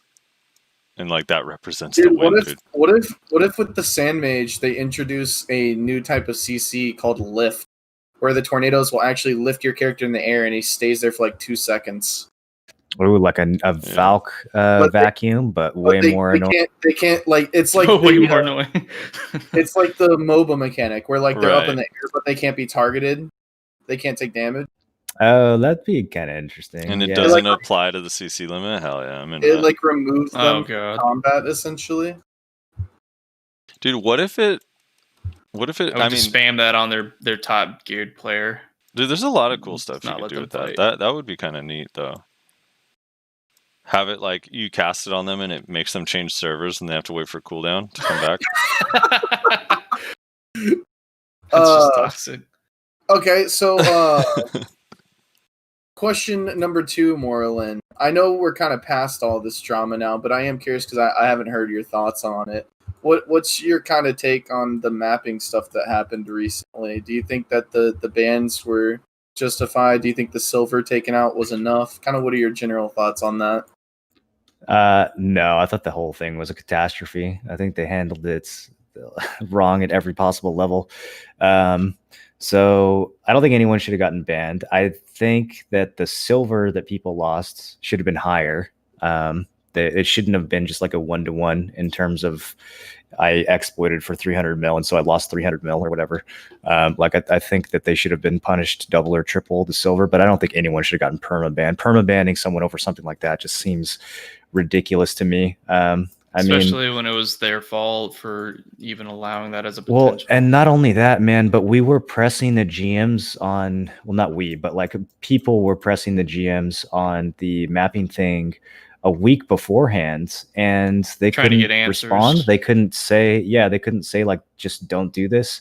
And then it wasn't until after people streamed it and the outrage blew up that suddenly the GMs had this quick response. And oh yeah, like people are gonna get permabanned because this is such a big fucking deal. You know how much exploiting goes on in this game, like every day, that people are totally okay with. I feel like the mapping thing. Certain guilds have rivals, right? And so they want this to blow up. Again, it goes back to like wanting your enemies to literally get banned from the game so that you don't have anyone to fight against. I feel like that was a really big part in how this whole mapping thing turned out. Like it was kind of a witch hunt at the end. I'm not saying people should have gotten away with it, but historically, we have gotten away with all kinds of shit in this game for years. And so for them to suddenly decide like now we're going to permaban people for using an event that wasn't even like, they didn't even use a bug in the game, right? I mean, they literally just used an event and made new characters. It'd be one thing if they were hacking or if there was a glitch that they were exploiting, but the exploit was making new accounts. Like, okay, I mean, we've done that in the past for referral events, and like, I feel like there was enough of a gray area where they should have, if it was, here's what it boils down to. They made a post where they said that this was clearly not in the spirit of the game, right? Well, if it was clearly not in the spirit of the game, then why didn't you say that 10 days before when people asked you if it was okay or not? The fact that Cacao had to go and talk to Pearl Abyss and get an answer from them literally means that it was not clearly against the spirit of the game, because if it was clear, then it would have just been clear. So which is it? Was it clear or was it unclear? And a lot of the people that got banned were the legit players who worked really hard for their gear. They weren't cheaters. They weren't trying to, they thought that they were legitimately using clever game mechanics. And does that mean they should have gotten away with it? Again, no. But I don't think they should have gotten perma-banned either. Follow up to the punishment thing. What are your thoughts on piloting? Like, so they mentioned recently on April 22nd post that they're looking into it, and that they have to be 100% sure, and that it's a manual thing versus like automated, so it takes a lot of time. So eventually punishments are going to come. But what do you think they should be if they do come? I guess is my question. That's the kind of thing people should get perma-banned for. Like when I think of cheating in this game, that's what I think of. I think of things like piloting, things like, RMTing, pin distortions on the markets, PayPaling someone to list items. That's the kind of shit that people should actually get banned for. when it comes to piloting, people were talking about how much damage the map thing did to the economy, and like there were a couple items that it screwed up, like Hooms or whatever. But for the most part, it really didn't do that much to the market. That was all overblown. Something like piloting, though, that definitely has an impact on the market, especially when a lot of these companies that are involved in piloting are involved in a bunch of other shady shit too. They're involved in duping, they're involved in speed hacking. It's all kind of the same people who sell these services, and it's the same people who got gifting removed from the game because they were stealing people's credit cards and using that to buy pearls and then gift it in game. So you have these websites that are offering these services like, buy pearls for a third of the price. And the reason they're doing that is because they're using fraudulent credit card transactions. And that's why BDO hasn't had a gifting system for the last couple of years. It's all the same people who are doing this, that they're not people who have good intentions for the game. And if you're buying services from one of those companies, you should get banned. First offense. See ya. All right. Well, there goes our comment section. It just exploded into more mapping and piloting arguments. So this is going to be a fun thing to come back to next weekend. Yeah, I do actually want to follow up on something you said, Morland. And this is not to go one way or another. It's just like bringing out the thought. You mentioned how with the mapping exposed and whatnot was kind of going along the lines of the same concept you were mentioning. You just want to see guilds die. Is it fair to say, though, that because these guilds as a whole were participating, that was why it was kind of being looked at in that way, in that fashion? I mean, yeah, there's definitely been multiple people who have mentioned that, Snake had an agenda or whatnot to kind of, expose it in this fashion and whatnot, but and because of all their streamers and whatnot, they could do that. But is it also fair to say that, well, as a whole, these guilds were participating in it, whereas other exploits are a little bit harder to expose because usually it's done on an individual level rather than a large group? I think the fact you had the entire guilds participating in it is sort of proof of what I was saying earlier, that a lot of these guys legitimately didn't think that they were breaking the rules. People went after mappers as if they were cynically going out and we know we're cheating, but we're going to get away with it. That wasn't their mindset. Their mindset was, we're not cheating. We're just using the events, and we leveled up these characters legitimately. None of us hacked. None of us cheated. They thought that they weren't cheating. And again, I'm not saying that dismisses it or that justifies it, but if you log in on a Saturday night after Siege and your guild says, hey, we've got these 200 chests, come get free loot, you're not necessarily going to go through and nitpick and figure out, especially if some people in the guild are saying, oh, we already submitted a ticket and Cacao said it was okay. Because there was a lot of that going around too. So, should the entire guilds get in trouble? I think people should have been a little bit suspicious when there was that many chests. But at the same time, I don't know, man, events in this game are weird. They do crazy shit that ruins the economy. So I see how someone who wasn't paying super close attention could get sucked into that with the rest of their guild. I don't think it was this organized and, malicious crime that they all set out to commit together.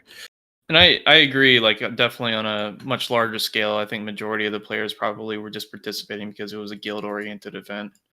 But those ones were not the audio thing was definitely what kind of set the community off. Yeah, that's the other thing too. So there's people someone mentioned in chat there were people literally. I mean, I hate to get back into the map conversation because it's actually so old now, but people that are this is worth I'll take a 30-day ban or a 7-day ban because this is so much money, and then I'll play other games while I still made the same amount of money I would have made. You know what I mean? There's a lot of people like that. Yeah, that's not good. I agree with that. If that's the kind of, I mean, I think it's natural for some people after the fact to kind of try to save face, right? And oh, well, I don't care if I get banned anyways, try to act cool about it. But yeah, I agree that that's not a healthy sentiment. If people are just openly saying fuck it, yeah, I'll take a ban to get some gains. If that's literally how they feel, then that sort of behavior should be policed in these guilds. They shouldn't be allowing that kind of sentiment. Yeah. So like there definitely was both people. Like I know people who took part in the maps like before it really like blew up, and then when it blew up they were like trashing like the shit that they got using the money because they were like, fuck dude, I don't want to get like fucking banned for this shit, you know? And they were like they were really concerned, and they were like, I may have done something wrong and I don't get fucking banned for it. But then there also definitely were those people that were the, haha, like we're gonna get away with it and it's gonna be so much money, yada yada. So both sides, did exist. But yeah, no, My biggest issue is that they didn't also ban Mawas that just run in stub arrow the whole time. I don't know how that's the not biggest an exploiters exploit. of all, huh? Dude, motherfuckers. You know the worst ones too, now actually, that I keep running into, that they only use Red Moon and nothing else. They just chase Red Moon. They don't even like shoot arrows, like pretty rare to get the arrow. They just wait for Red Moon and then they run away again. There's a fair amount of those, unfortunately. Wait, Okay. but last thing about the mapping though, can we all agree that people who invited new players to their guild just to get the map and then would kick them from the guild should actually all get permabanned? Yeah, the ones that pretty were scummy. banning That is actual the new players. worst thing. I know. We were joking about it the other day on stream. It's like, dude, do you remember when the whole community rallied together to bring in new players? They just invited them. They invited them to all these strong guilds and did maps without them after they were kicked. You gotta imagine that actually did happen. Like it happened for a fact that somebody would invite this new player to the guild, and then they'd put their map in the guild storage. They'd say, "All right, thanks," and then just yeet them out of the guild. Like that's fucked, man.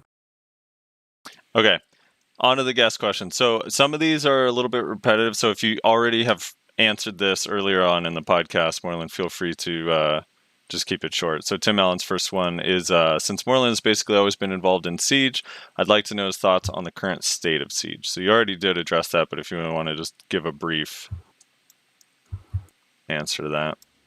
Yeah, I mean, I guess to summarize what I said earlier, two problems. There's end-game mechanics that need to be fixed. The merc system needs to be toned down. Guilds need to have reasons to actually build up and participate in Siege. And then the second thing is like just as players, I think the community needs to do a better job of making Siege fun and not trying to get each other to quits, and allowing new guilds to build up and that sort of thing. And then Origami asks, what's your opinion on the bounty system? So as a reminder, the bounty system they announced at Heidel Ball, they didn't give a whole lot of details, but the premise was, instead of the current karma system, if you are a player grinding in a grind spot and someone comes up and kills you, then you can pay silver or some currency, who knows, whatever they choose, to put a bounty on that person, and then other people can come kill him for honor points. Your thoughts on that system, if it were to ever come? So I think that system's going to fail in one of two ways. Either the honor points are going to be too good, and people will just use that as a way to transfer wealth every time. So even if like gold sellers don't use it, like literally, if you put a bounty on someone, they're just going to be like, "Hey, come kill me and get my bounty," right? Like they're just going to have one of their friends kill them or something. It's very hard to get a bounty system like that to actually work if the rewards are high. And the other way that it could fail is that the honor points aren't worth anything and people don't care. And then, why bother with the bounty in the first place? So I don't really know of a way for them to get that to work. The only time I've ever seen a bounty system work well was in like the early Ultima Online days. And the reason why the bounty system worked back then is because if you had a character with a big bounty, when he died, he took like severe penalties when he rezzed. So you couldn't just feed your bounty to a guildie because it would destroy your character. So if there's no downsides, and this game doesn't really have any penalties for dying in PvP. So if there's no downsides, like having a bounty on your head and losing that bounty, then people are just gonna either abuse it or ignore it, depending on what the rewards are. So I don't know. Maybe if we get more detail, they'll come up with a way around that, but I doubt it. Okay. Eumenidice asks, he has a few, so if any of these are repetitive, I'll just skip over it. But now that Succession has been out for a while, can you talk about Suck Warrior State in 1v1 small scale and large scale? It's great in small scale. It's pretty similar, I would say, overall to Awakened Warrior in terms of like what you can do with it in terms of movement and catching people and everything else. It's easier to play for sure. It's way easier to play than Awakening. It's easier in terms of animation cancels. It's easier in terms of your FPS requirements. It's a much simpler version of Warrior to learn. It's kind of similar to the old pre-Awakened Warrior, which I like. That's nostalgic for me. I like that play style. But I think it's really good in 1v1 in most matchups and in small scale in general. I have a lot of fun playing Warrior on Flex. So like when we're out skirmishing over flags or something in a node war, Warrior feels like it does really well. In large scale, pretty bad. I don't feel like I can get anything done inside of a castle. You don't really have a ton of range. You can't spam the spear anymore or anything like that. And you don't have a lot of actual protected movement. You can kind of iframe a little bit through people, but all your dashes and stuff in Succession you're just going to get knocked down in large scale. So as far as like pushing into a castle, you don't have teleports or anything like that. And I feel pretty weak actually pushing a castle. If it's a large scale fight and it's out in the open fields, you can do okay as long as you sort of stick to the outskirts. But if I don't have a PA, I feel kind of useless, like being next to the ball, because it's just hard to position yourself to do damage properly. You have some super armor abilities, but they have long animations. So like if you try to run in and do a big ground smash, you're just standing still for a long time, and you can't really get out once you're in. So I think it's one of the weaker classes in large scale, but I'm really happy with it in small scale. Which matchup specifically for you is like your worst?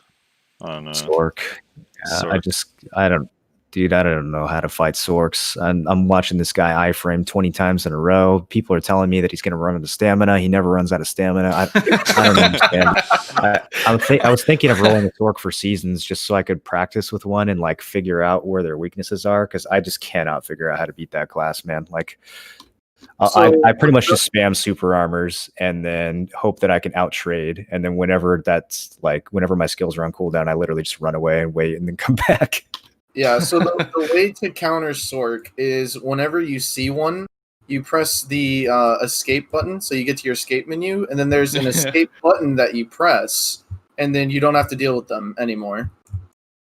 Yeah, I don't know. Like every once in a while, I'll see them doing like a Dream of Doom or something, and I'm like, oh, that animation is longer than half a second. I can grab him. But good Sorks, they just dance around me, man. They never they know what their openings are. They know not to do that next to a warrior, or they're going to get grabbed. And so there's just never any openings.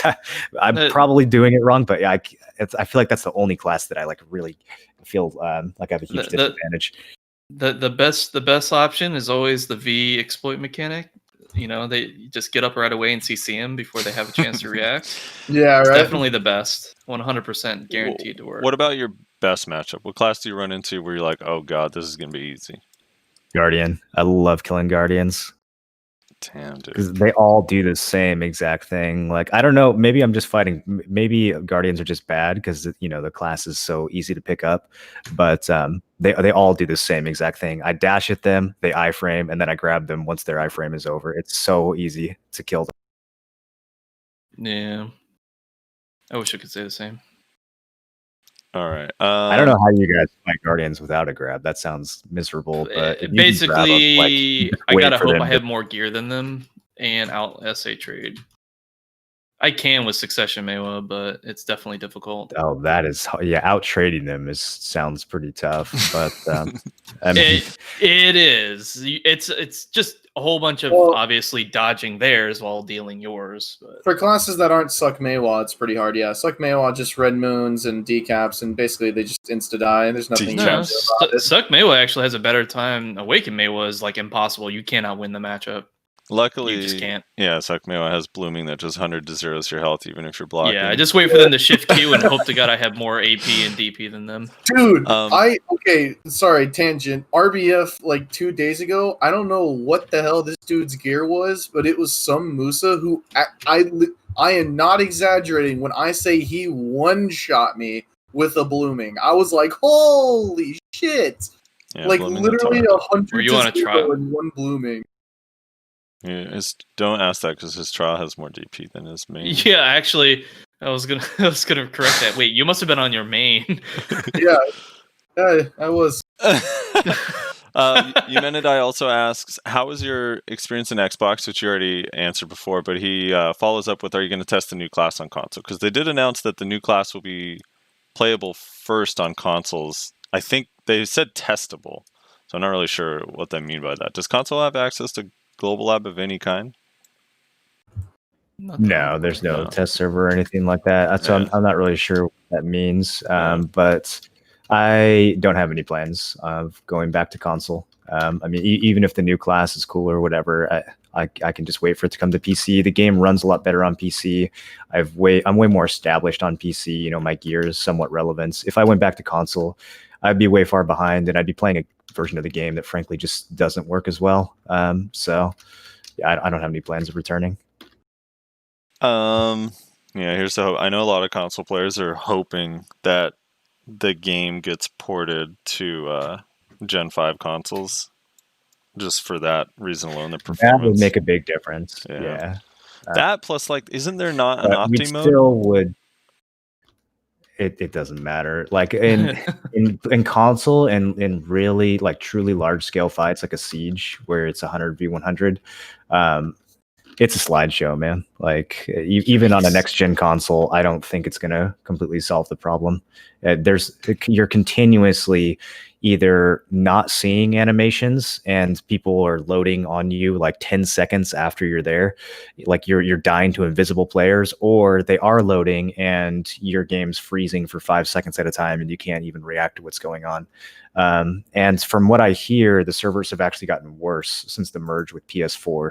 So that's not good. Yeah.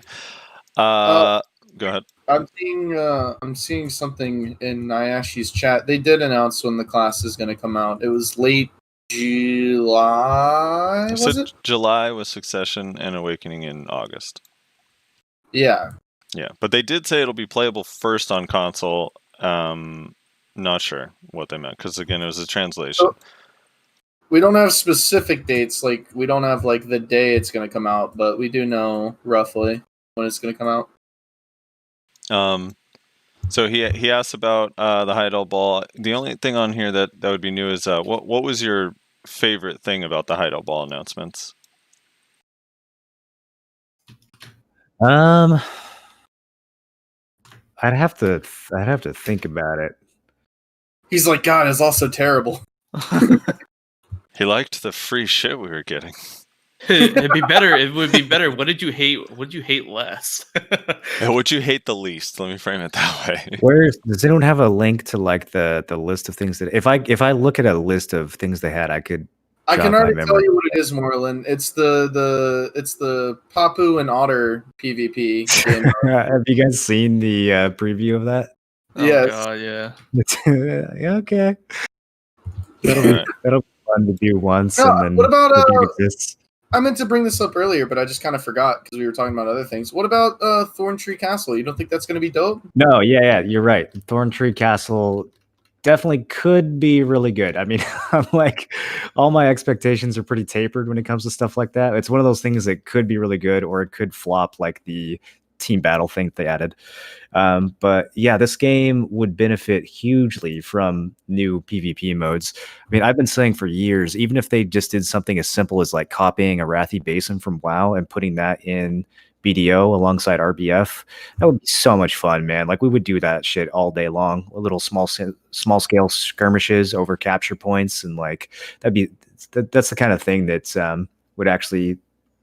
I think people would just do that shit for hours.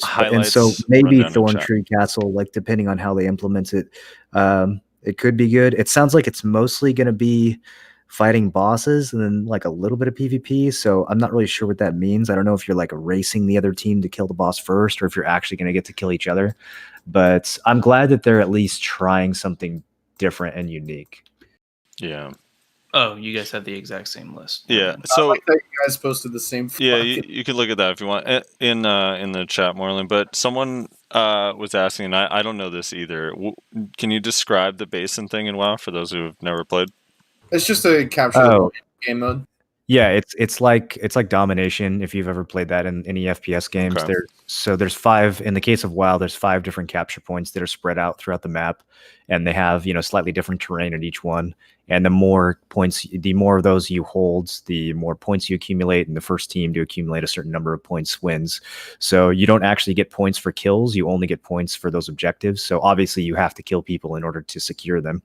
But it's a 15 versus 15 over 5 capture points. So you have people constantly rotating and spreading out, and there's a strategy to how many people do we send to this point? Do we try to hold 3 points? Do we try to hold 4 points? So it's just a really cool dynamic battleground that you see in a lot of PvP games.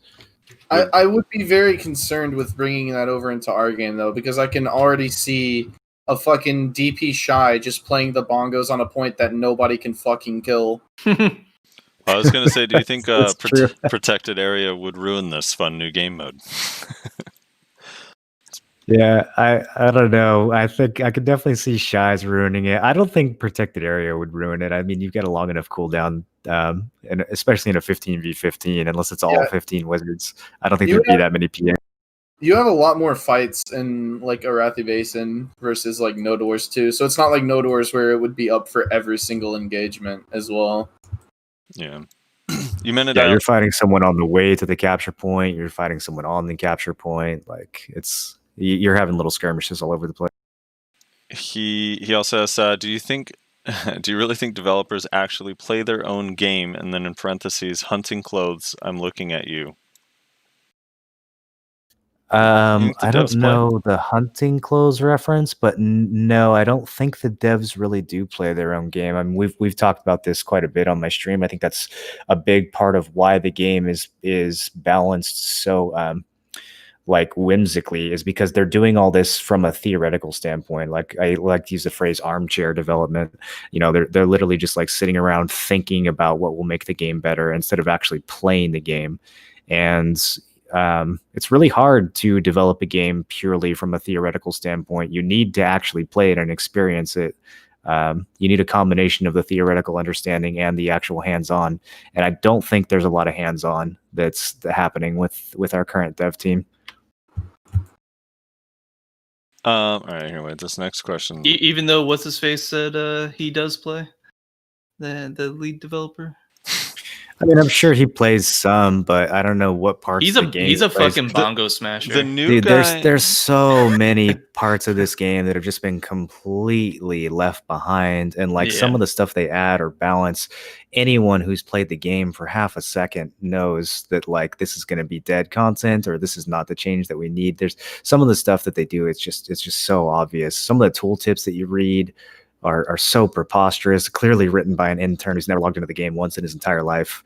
I don't know. It's a huge company, right? They have hundreds of developers for this game.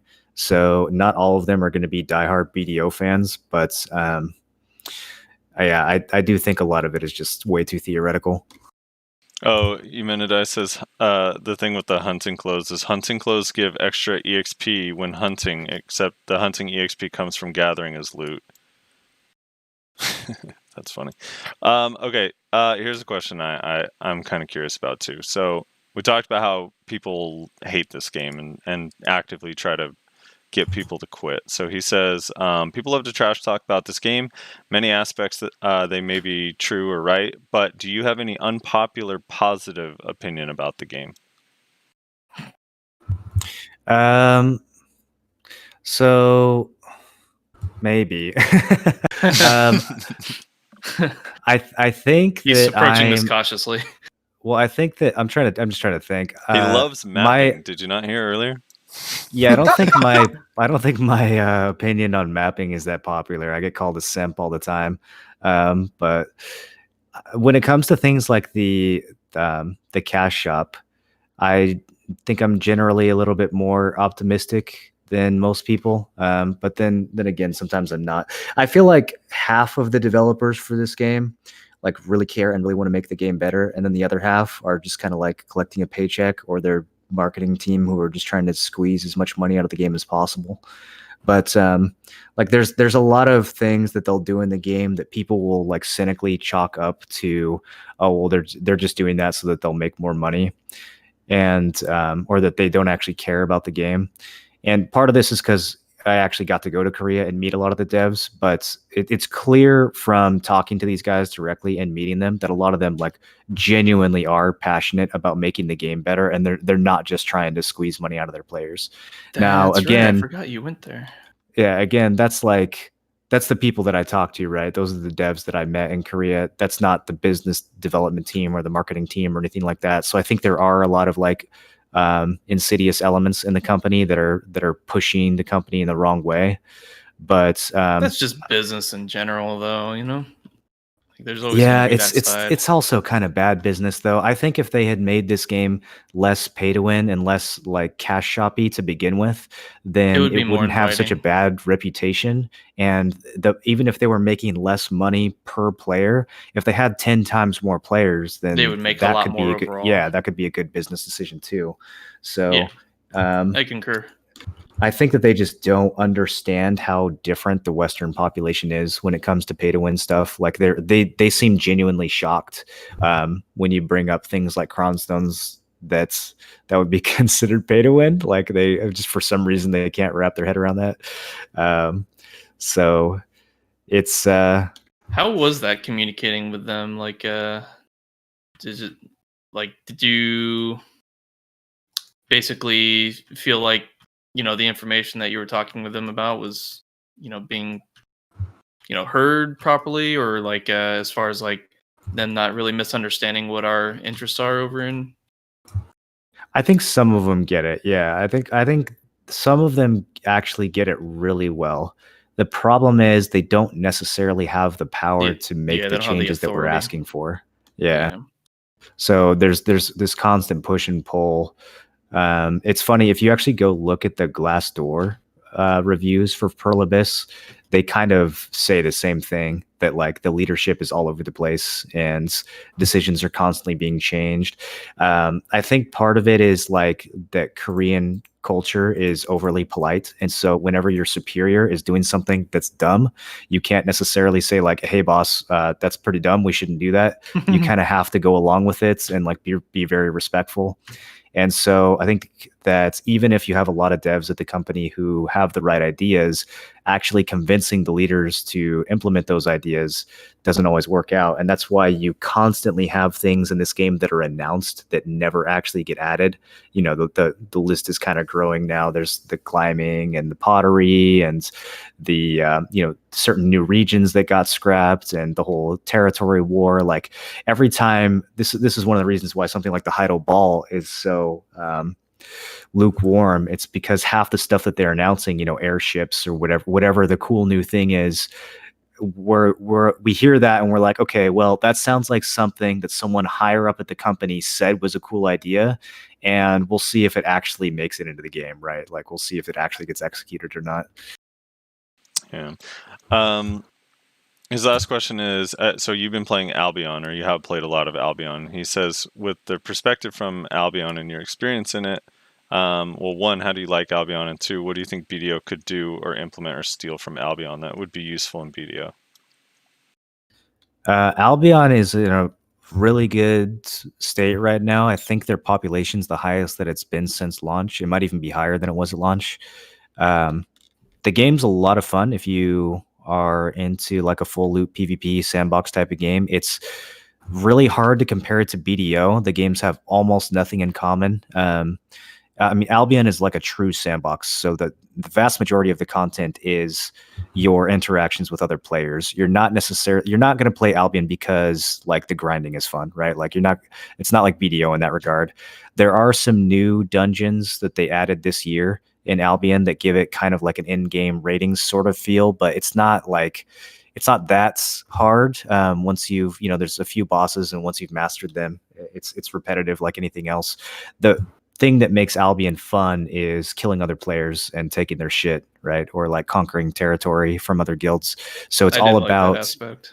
yeah, it's all about who you're playing with and who you're playing against. If you're playing Albion by yourself, I don't think it's that enjoyable. You know, a lot of BDO, you can just play as a solo player and you can expand your gear and progress your character. And Albion, it's got progression, and the progression is interesting, but you're playing the game for for the interactions with other players. So if you can find a good group that's fun to play with, then the game has endless content, because you just go out every night looking for fights, and you win, you lose. You know, sometimes you find someone who's got like super good gear and you jack it and you go and you sell it and now you're super rich. Like, so there's, yeah, I'd highly recommend the game. I think the only downsides to Albion are obviously like the looks. A lot of people can't get past the graphics, and just the way that the abilities work in Albion is a little simplistic. It's kind of like playing a MOBA, except even less complex. Like you only have 6 abilities, and it's pretty much like you have a dash ability, you have a stun ability, you know, you can drop an AoE or a skill shot. You know, it's like playing a hero from Dota. And that's Right. it. You know, that's your entire kit. You're not doing any like fancy combos or anything. But the skill ceiling in large scale fights is super high, and even in like mid scale fights is super high. But in 1v1, it's basically a game of rock paper scissors. It's like, does your build win or not against that other build?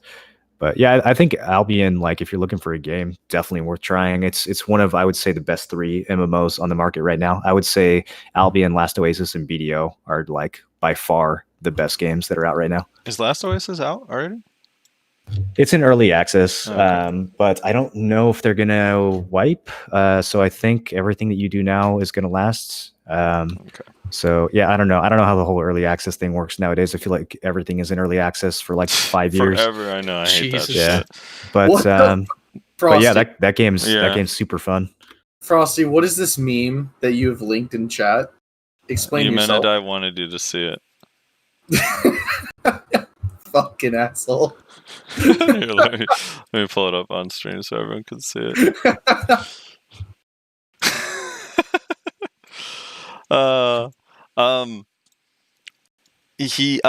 Vazy in chat wanted me to say EOS loses again. I guess your guild is EOS and your motto was I was in that guild for like 2 weeks, and we quit and backstabbed them and killed them. I actually have a video of me backstabbing EOS on YouTube. So it's a common theme with guilds you're in. yeah, you know, you can- I've noticed. yeah, you Some could bunch of talk as much. backstabbers. They seems to be deserved it, a dude. common That guild thread was throughout all these backstabbing stories. Oh, dude, that guild deserved to be backstabbed. They were the most like toxic shithead The RuneScape guild justification. you've ever seen in your life. I heard the N word more times in 5 minutes of EOS comms than I have in like the other 10 years, like the previous 10 years of gaming Oh my combined. Like, Oh, yeah, man. that was a delicious backstab. Tim Allen asks, "How's the podcast going? How terrible is it working with Tim and Joe?" So you do a podcast with Tim Allen terrible is and it? Joe, right? How's that And, podcast and going? Potion Shop, right? It's called, what's it called? Nerds with Words? Nerds and words, yeah. It's going pretty well. I think that most of the episodes have been good. This last episode was super weird. I don't know. It started off like everyone was in a weird mood or something, but after a while, I think we caught our stride and had some good discussions. I like the cast. Every time I announce the podcast, somebody in my chat is bitching about one of the 3 people that I'm in it with. Like people hate Joe, people hate Potion, people hate Tim. Like everyone has their reasons to hate at least one of those guys. So it's definitely an interesting cast. But I kind of think it's more fun that way, because we actually have stuff to argue about and different perspectives. We're not all just like echoing each other's opinions. So I think it's fun. I thought it was interesting how it was like 3 really controversial figures in BDO, and then you. Yeah, I guess I'm Moreland's the kind of controversial voice of now reason. because of his mapping. Yeah, take, he's dude. definitely the Map simp. backstabbing mapper exploit That's true. sympathizer. Cool. I'm sure they'll invite me on sometime. Awkward Ninja says, "What of all the announced features at the Heidel Ball do you think is actually going to make it to the game, even if it is scuffed?" And then he also says, "Who is the cutest CM in your opinion?" He was the cutest CM. I don't know what the CMs look like. Is there like a group picture I can go check out? Okay. I know. I can- thought I that can- was an odd question. I can answer it for you. It's Good Vibes Guy. Hey, he is, Yeah. dude. He's not a CM anymore, though. Yeah. In our hearts, he always will be. In our hearts, dude. Yeah. So I guess what from the Heidel Ball is I actually think coming we'll up? get the new horse racing thing, even though I don't know how scuffed that'll be. I think that we will get the Thorn Castle and the new region. I don't think that the bounty system is ever going to get added to the game. I think that's going to be maybe on Global Lab at some point, and then they'll realize that it's just garbage and probably it'll go the way of climbing. And then the Zodiac sign thing, I think, is also kind of silly. If that does get added, it'll probably be some very, very minor thing. I hope that it's very minor. If they actually do the thing where like certain Zodiacs have a +1 to enhancing during a certain time of the day, that's going to make fail stacking even more tedious and ridiculous. So I really hope they don't actually make like certain Zodiacs a requirement to enhance during certain times of the day. But God, that would be pretty awful. yeah, I mean, if they want to add like little RP bonuses to certain Zodiac signs that don't have a huge impact on the game, I guess that would be cool. I think that there's other things they should be focusing on. The Pap What do you fighting. think about What do you think about Space Force? Oh yeah, what do you think about Space Force? Their Costume Management Task Force 2001. Space Force. Dude, of all the things to make a task force for, I don't know. That's one of those things where it's like if they actually played the game, that felt very Diablo Immortal-ish to me. You know, like announcing the costume task force, You guys kind of don't have like. phones? Yeah, that felt like a "you guys don't have phones" moment to Do me. you- Like if they actually played the game, I think that they would know how silly that was going to sound. How realistic do you think it is? Because they said, we went and double checked because it actually does sound outlandish. And like Rezlar even convinced me. He said it was just one costume per week. But I went and double checked and they said that there's going to be one new costume per class per week. How realistic do you think that is? I mean, they have the resources. If they want to hire, 30 new artists, they have the money to do that. So they certainly can. I don't think it's the best use of the budget, but I mean, if they make the money back, then I guess they can just keep hiring more artists. So good for them. I hope they get sheriff badges in this task force. Like adding badges. costumes it's independent from the rest of the game's development, right? Like it's not like the guy who's doing PvP balance is being taken off that to make new costumes. It's a completely different set of people. So if they have the money to hire new artists and get new costumes, that's fine. I'm not gonna like celebrate it though. Like there's way more important shit they should have been announcing. Yeah. You're not excited for like 5 more versions of just dyed Shootad armor to come out over the next 2 months, dude? Yeah, that black Shootad. I had a really good laugh over the black shoot. Yeah, the scam Shootad. Dude, I would have loved a PvP game mode task force. Yeah. Right? Or just a Ooh, yeah. PvP task force in general. Or Yeah, how looked that, at yeah. How Siege, about that looked at a RP. Node War task force, huh? Like what happened That to the would be whole? amazing. What happened to the whole multiple? Like they said they wanted to do new RBF areas. I thought, and said they gave us new exits and fencing for RBF. Okay, Yeah, I don't know. first of all, They announced Blue Battlefield like a year ago, and I haven't seen any update on that either. So it's like big. We'll see. they But gave us a I hope they barricade. add new PvP mode. The barricade in red base is fine. What else do you want, Dude. Mashi? Dude, in an RBF yesterday, I actually played one of the RBFs, and it legitimately, I'm not exaggerating, was probably 2-1 in terms of the members on the teams. And at the end of the RBF, we had lost by probably a solid like 5,000 points. And I said, well, look at it this way, guys. At least there's barricades in RBF now. They do help. Hey, they did also make the walls slightly harder to climb on. So if a wizard does get up there, there's definitely no way to get them down. Dude, that is like one thing I have noticed playing like so much RBF lately, because I'm just spamming RBF to try and relearn Archer basically. Succession Wizard is actually the most cancer thing imaginable for RBF. Like, I know it's just kind of cancer in general, but dude, It is so bad for RBF. It is really just not fun right now with all the succession wizards. Yeah. Yeah.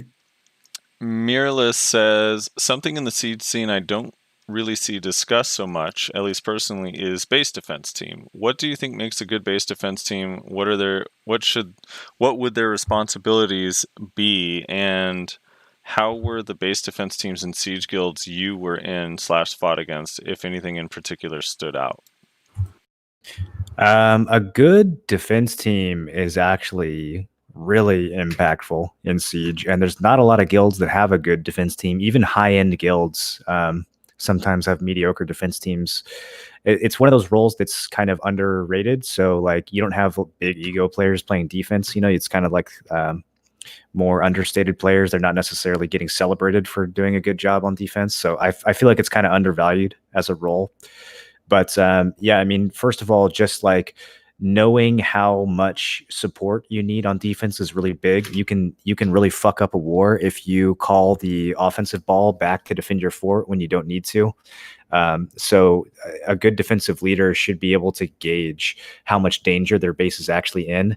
If you overestimate that danger and you call too many people back, then you lose your momentum. If you underestimate that danger and you get completely de-annexed and you take damage on your fort and you're way behind, then that's also really detrimental. So like a really good defensive leader should be able to know like the right amount of support that he needs from the non-defense team. I think that makes a huge difference.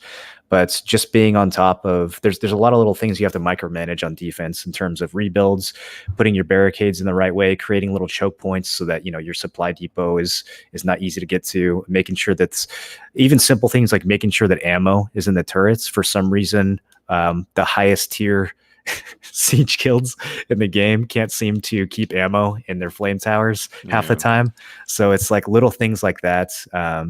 If you know how to pay attention to it, if you make sure that all the objectives on like your flag and your elephant are running, like there's a lot of things like that to micromanage. So yeah, it's a pretty in-depth role actually, and I think people underestimate what a good defense team can do.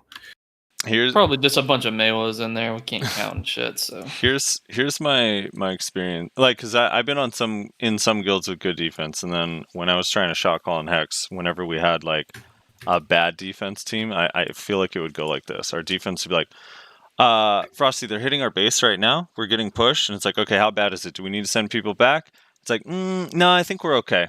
And then like we all die on offense and we res back, and someone's like, where's our supply depot? It's like, oh, we lost all our annexes on that push. And it's like, what? Yeah. What the fuck? Like, why wouldn't you say that? Like, now we're fucked. I feel like that's my communication with defense all the time. It's the worst. Or now in my guild, defense is arguing about like one ninja that's harassing them, that it's like, someone just fucking grab this guy, and they're like freaking out. Yeah.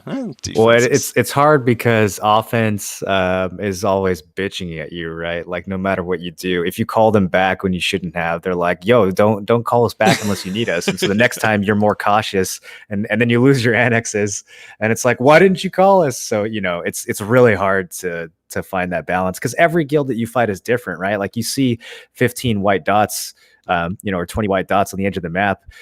How do you know how many annexes you're going to lose or how much damage you're going to take? Like you have to really know who you're fighting, and you've got to know your own defense team. Like it's difficult to judge how much help you actually need, and when you need to call offense back and when not. Sometimes it's too late. Sometimes by the time you realize you're in danger, supply depots bye. So it's tough. You have to really have good instincts.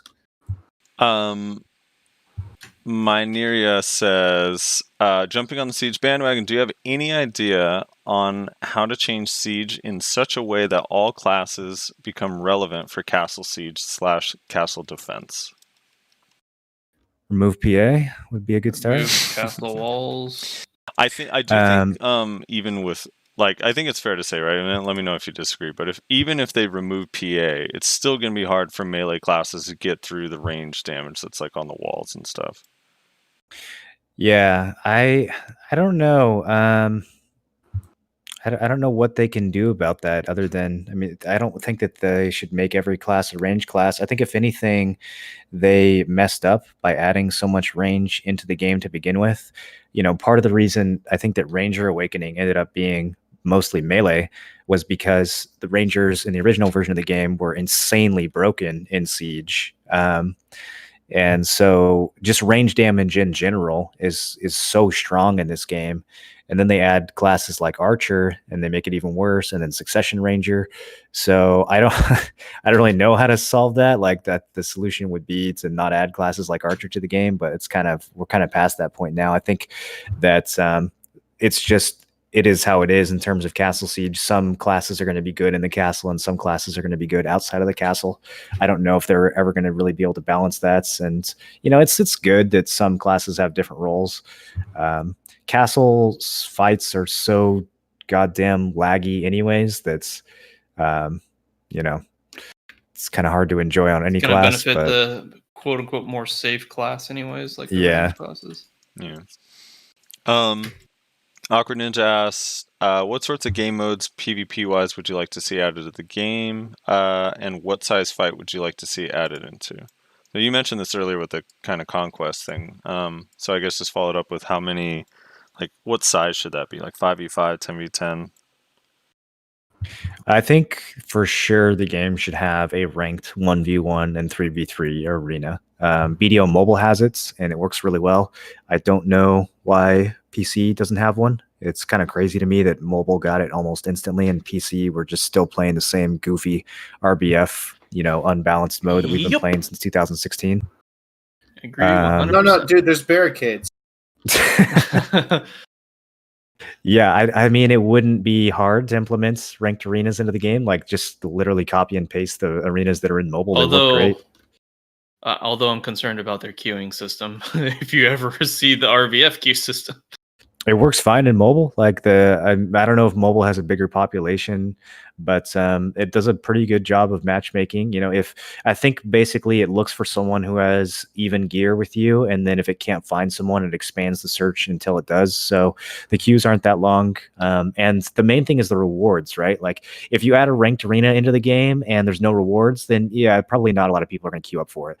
But if you add an arena and you give people both a reward for having a high rank and also a reward for just participating, like Arsha skins kind of thing for top. Yeah, vendors. exactly. Some kind of cool skin or like a green, you know, like a glowing It doesn't have title. to be something like super impactful to in-game economy or anything like that. It could just Right. I don't want them giving out gear or money or anything. But if they have like a stormtrooper title for ranked arenas, people will fight for that for sure. So Yeah. you know, add a reward for being for having the high rank, and then add a reward just for participating. That's, you know, some minor amount of silver or something, kind of like what you get from RBF. The rewards in BDO Mobile, you know, they give you like a little bit of Blackstones or whatever. They just kind of give you boxes with random shit in it. It's not game breaking, but it's enough to make it worthwhile to take a break from grinding and go do some PvP instead. Yeah, I personally, I would want some sort of like if I'm grinding ladder, 1v1 ladder all day, it would be nice to know that I got a little, not grinding level or gathering level or anything like that, but just some sort of silver that's slowly being built up, or items or whatever. Yeah, I think they could implement that if they just kind of follow the model that they have on mobile. There's so many cool yeah, things they 1v1 can and do. 3v3 for sure. And then I think we need another RBF. Honestly, I wouldn't be upset if they just closed down RBF completely and replaced it with like 2 or 3 new game modes that were more objective based. And you know, those could be different sizes. There could be one that's like 10v10 and then another one that's like 30v30. I think it would be cool, like depending on how Thorn Castle plays out, that could be a really good game mode. That could be the beginning of something. You know, if Thorn Castle is successful, then maybe in Snow Region we'll get like another objective like that. So if they start implementing or integrating some of these with open world objectives, then that's really cool. I really like what they did with the boss who spawns at Abandoned Monastery. So, you know, first of all, they made it a 2-man grind spot, which is good because now you have, you know, it's not just a 1v1 1v1. You have a little bit of variety there where you can bring an ally and get some 2v2s going on. And then there's actually something to fight over, right? Like whenever that boss spawns, world PvP breaks out and people kill each other so that they can get those earring drops. So that kind of shit is really smart. I think they could add that to a bunch of different parts of the game. Someone asked earlier, what are your thoughts on the seasons, the seasonal characters and servers coming up? So I like that they're doing it. I think that 90% of what they're doing could be done a lot better. Like it's one of those things where any fresh start in an MMO is going to be fun, right? Like even if they mess it up, it's still fun just because it's a fresh start. But there's so many things that they could have done to seasons that would make it more interesting. If they actually had like, some version of BDO Classic that went through the expansions, I think that could be super fun, especially if they did it. Like there's multiple ways they could do it. They could do it with the current pets and stuff, or they could do like a true fresh start where they have no cash shop, like no pay to win, like a Arcade Unchained sort of thing or whatever it was called. I think there's way more interesting things they could have done with seasons, but the main objective seems to be to get new players caught up in terms of gear to a certain point. I think it's going to accomplish that. I'm really disappointed that there's no PvP. They have a Season Arsha channel, but they're not going to have it on launch. They said they're going to have it within the first few months, so I guess that's something, but I think it's just absolutely insane that that's not available on day one. There's so many people who want to play a fresh character and be able to PvP. Like I would say more than half of the people who are thinking about returning to BDO want to do it because they can get PvP out of it. Like they're not interested in grinding on top of 13 other Guardians on a season channel while trying to get to Polly's Forest. Like that just doesn't sound fun. Part of what makes BDO interesting and unique is the fact that there is at least the option for open world PvP. And so it's, whatever if they want to have the PvE servers, but they really should have the PvP server available at launch. I can't imagine a reason why they don't. Yeah, I'm surprised by that, actually. I thought they were going to have that, but... The 5,000 HP on siege castles, or during siege, what are your thoughts on that system? Do you like it, hate it, think it's good, bad? What would you change, that sort of thing?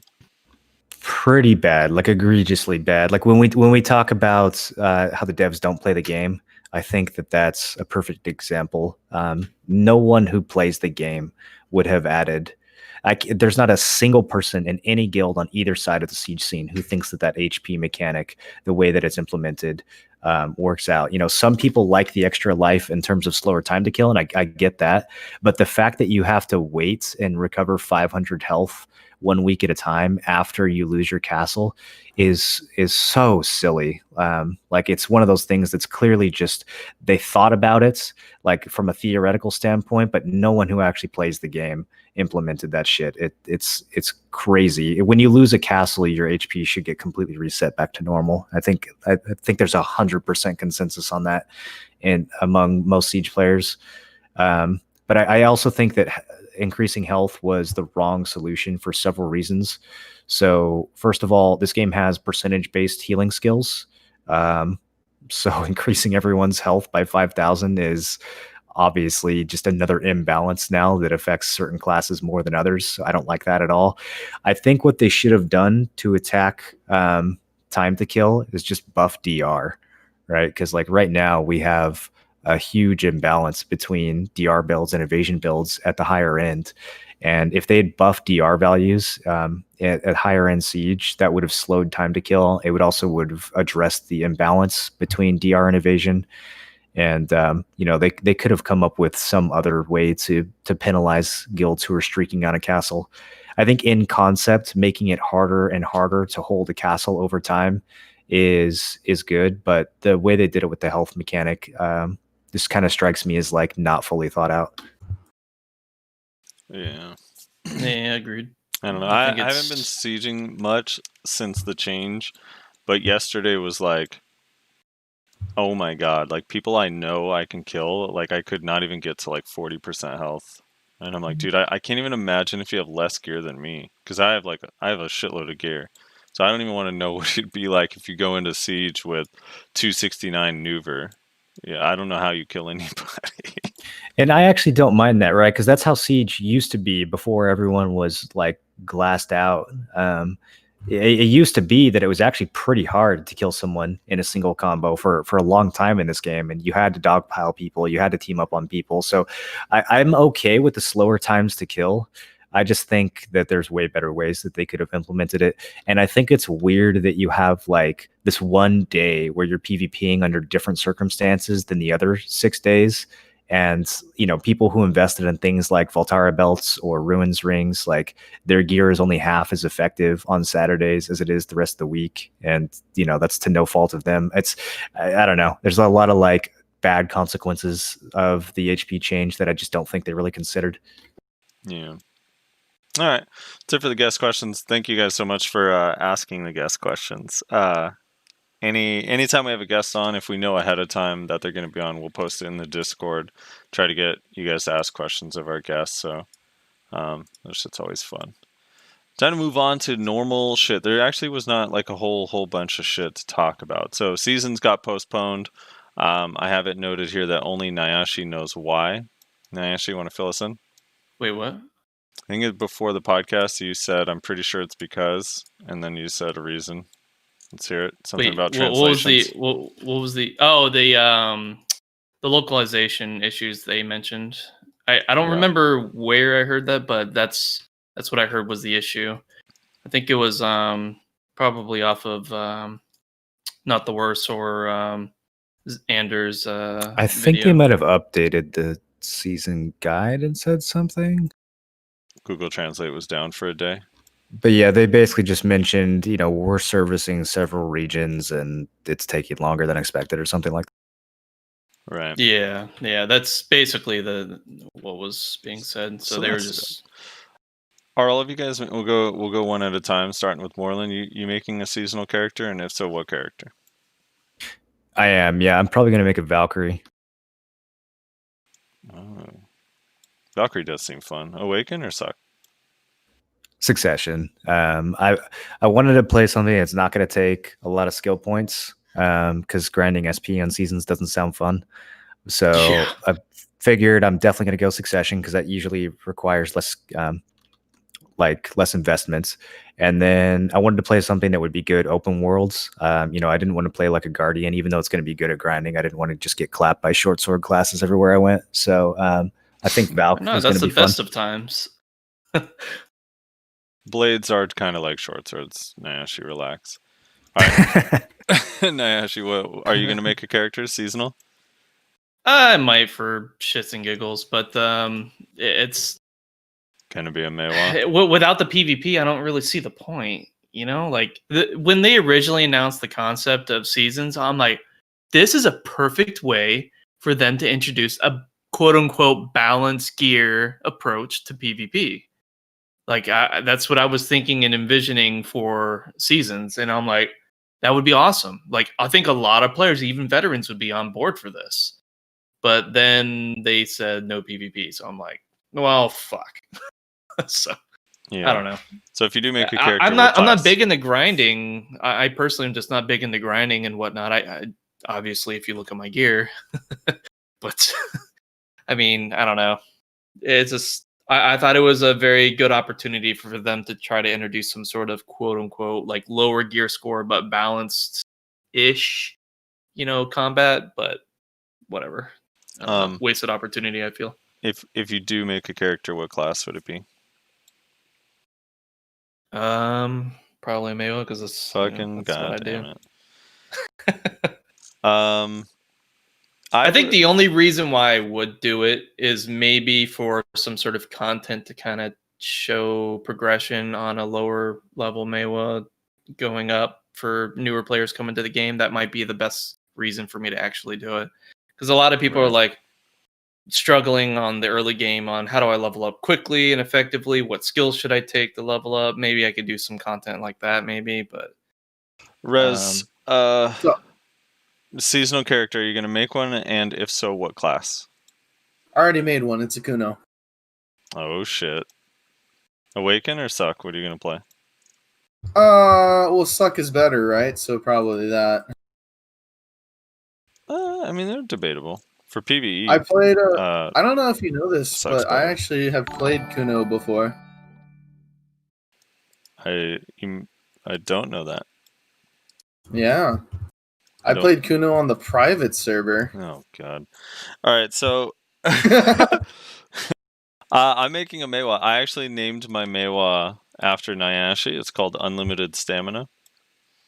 And Right. she's gonna be hyped, dude. I'm gonna play her Awakened the whole time. You're gonna play hard mode. I think Awakened's easy mode, dude. That's the Unlimited Stamina mode.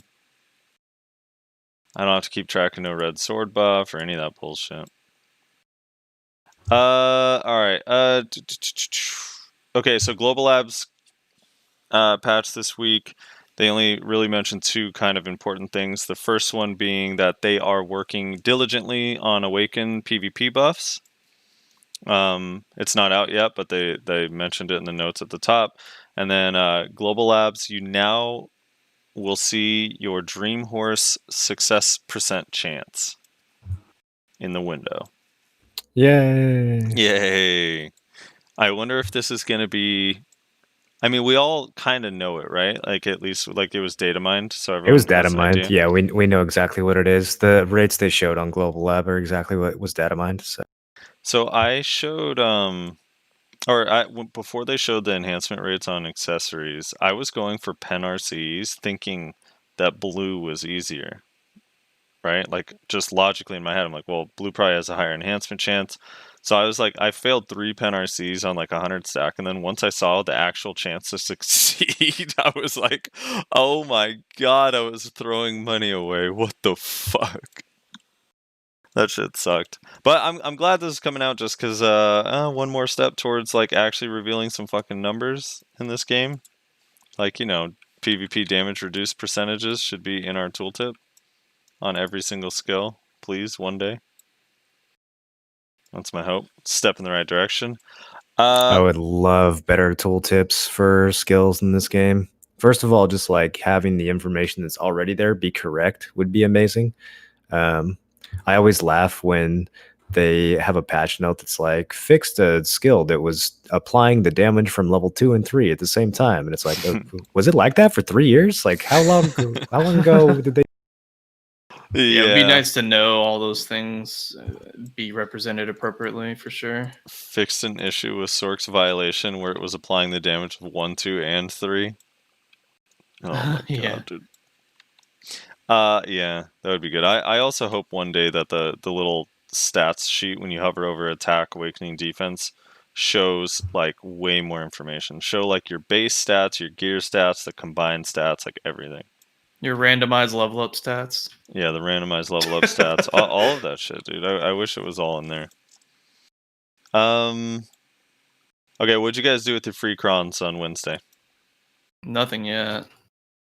I was going to blow it up for a fucking distortion attempt, but the try failed. Feels bad. Fuck, dude, I'm sorry. I should have listened to Morrolan and just, fucking use him on the damn try. You asked him and then completely ignored what he said. No, he said specifically it is more profitable to use it on the TED attempt. So I'm like, okay. But he said it was either way, it was. So I was like, well, I would prefer to hopefully have multiple attempts on the TED attempt. So that's what I went with. He said either way. At least maybe I misinterpreted that, Morrolan. You can confirm what you said. But pretty sure you're basically saying that the TED was obviously more profitable to use it on potentially. I would have croned every level, but if you weren't gonna buy more crons, then yeah, TED is probably the best level to use it. Yeah. Yeah, I didn't have any more, unfortunately, and I'm a broke back bitch, so I don't have any money. I don't grind enough. Rez, did you use yours? Yeah, 2 failed penatips. What a cheap bully. I feel like TED accessories is just like the best value for your buck because you just have such a higher chance at succeeding, and they had the potential to help get you a pen rather than have such a low chance at a pen. I got 10 failed try Black Star attempts, so that was cool. I was pretty hype about that. Damn, what stack was that? So I succeeded a few, but all my crown stones are gone now, and I use them exclusively on the try attempts. I failed about 34 try attempts and succeeded 4 of them, and I started all my stacks on 60, and then just let it kind of go up. Okay, from there yeah, see, you after. did it right. You just got fucked. Yeah, I got bad luck. It was telling me 24% chance to succeed, but that was a lie. So like you were saying earlier, if just the information was correct on the screen would be really nice. Yeah. Changes Yeah. based on your zodiac. Dude, that day was hard for a lot of people, I think, on Wednesday, because so many people were succeeding pens, and when you see that, you like, dude, I want to get something, and then you try it and it all fails and you feel even worse. So many people in my guild got pens. So many people. It's crazy. I'm like, now we're like these people, it's just 2 attempts and people are succeeding. Must Okay. be nice. Have you guys used your J scrolls? Your lucky 100% drop rate J scrolls? I have not. I used one of them, I think. It starts in. Yeah, I've used 2. So J scrolls, I feel like, send out a distress call to people that want to grief and karma bomb. Every time I've ever popped a J scroll, I get griefed by somebody. So I had mentioned this before these came out, because the old J scrolls, the same thing happened to me. But I literally was grinding stars in 5 hours, completely unbothered. And then I pop a J scroll, and this archer just starts killing mobs on the opposite end of me and won't go away for like 25 minutes. And I'm just like, that's why I won't pop them on stream, because I just assume I'm gonna get stream sniped as soon as I use one. Yeah. Oh, dude. I also don't even I'll get be right good back. luck with them. All right. Yeah, I don't even get good luck with the J scrolls. So I've used 2 so far. I got 1 distortion earring out of them. So I guess hooray. Yeah, I'm probably wasting mine because I'm just using them at Ackman because I'm too lazy to go anywhere that makes them actually useful. No, But Ackman's okay. I was scared you were using them at Poly. No. Getting that I don't fat know. Caphras dust. I literally, like, this happens every time I try to, like, pop all of my buffs. So I had Agris on, I had J-Scroll, and I had an advanced loot scroll going for an hour. Didn't get a thing. I got a compass part, I think. And obviously a bunch of, like, scroll pieces, right? Right. But, like, no crystals, no shards, no tongue grads. Like 5 minutes after all those buffs end, got a tongue grad ring, or earring rather. I was like, of course. Little known fact about Agris, it doesn't actually increase your item drop amount. It only buffs the amount of trash you get. Oh, really? Yeah. Interesting. It's just raw silver from the trash, and that's it. Yeah, I had a well, my first J scroll, I popped a loot scroll, J scroll. I had the 20% buff from the journal, Morgrim's journal, and then Camo Blessing, and I popped the 50 mil tent buff, and 25 minutes of that was griefed by an archer. Oh yeah, I had a 10% Morgrim's buff as well. I forgot about that. I completed the first book. I haven't collected all the buffs yet because I'm trying to actually like use them for once in my life. All right. And she Which said is he got a power flicker. He'll be right back. Yeah, his power went out, I think. Yikes. All right, so Agris Fever, you can lock it now. Yay. Thank God. It actually is a really cool change, because I hate using mine by accident on mobs I'm not trying to use it on, you know? I changed my grind spot so much, like, I don't want it to be at Poly or Blood Wolves or one of those spots. I'd rather just save it all up and use it at, like, Star Zen or Secret, where the trash loot's actually worth a lot. Yeah. Yeah, and it happened so fast, too. Like, it was really quick. Yeah. Now, if only they could change some other things that quickly that the community has been complaining about forever. Dude, we just got a sick payout in our guild, man. 70 mil? Goddamn. 70 mil? Holy shit, dude. You're rich. I don't know what I'm going to do with it all. Dude, imagine having 26 bill and feeling like you have nothing because you can't buy anything. I mean, you could enhance for profit. Yeah, I could. Except that doesn't work for me, dude. Buy two. I think you can buy what? You could probably buy. How much are Ted Ogres right now? Like 11 bill, 12 bill. Yeah. How do you see your? You can buy 2 Ted Ogres and go for pin, dude. Enhance for profit, easy. Where's the? Let me see. You can the enhancement journal like shows it's kind of forever, right? I know it's like kind of inconsistent. Let me see if it shows. It only works when daylight savings is not active. Oh, really? Yeah. Is that the rule? All Yeah, right. it breaks whenever the time changes in game. Oh, fuck, yeah. That's so random, dude. It doesn't have any of my... It's such a BDO thing, honestly. Dude, it has my my Eye of the Ruins enhancements from March, but it has none of my Black Star fails from that I just did. That's hilarious. Oh my god. All right. I have to use the restroom really quick. I think that's about it for all of our topics. Unless you have anything you want to talk about, Russ. What I missed since my power outage? Nothing. We just talked about Agris Fever. I'm gonna use the restroom real quick. Be right back. Yeah, the Agris Fever log. Gotcha. Morrolan, I'm gonna link you a video that I would like for you to watch, at least like this one bit, because I thought it was pretty funny. Okay. Maybe nobody else did, but I thought it was funny. Hold on. So I started recently doing patch note TLDRs, and so on this latest patch, there was a change to some stupid shit having to do with Muskin. I don't remember. And so I thought it would be funny to... It should be linked to the timestamp roughly. With Muskin. So I made an edit. I wanted to get your opinion on how professional it is. That looks about right.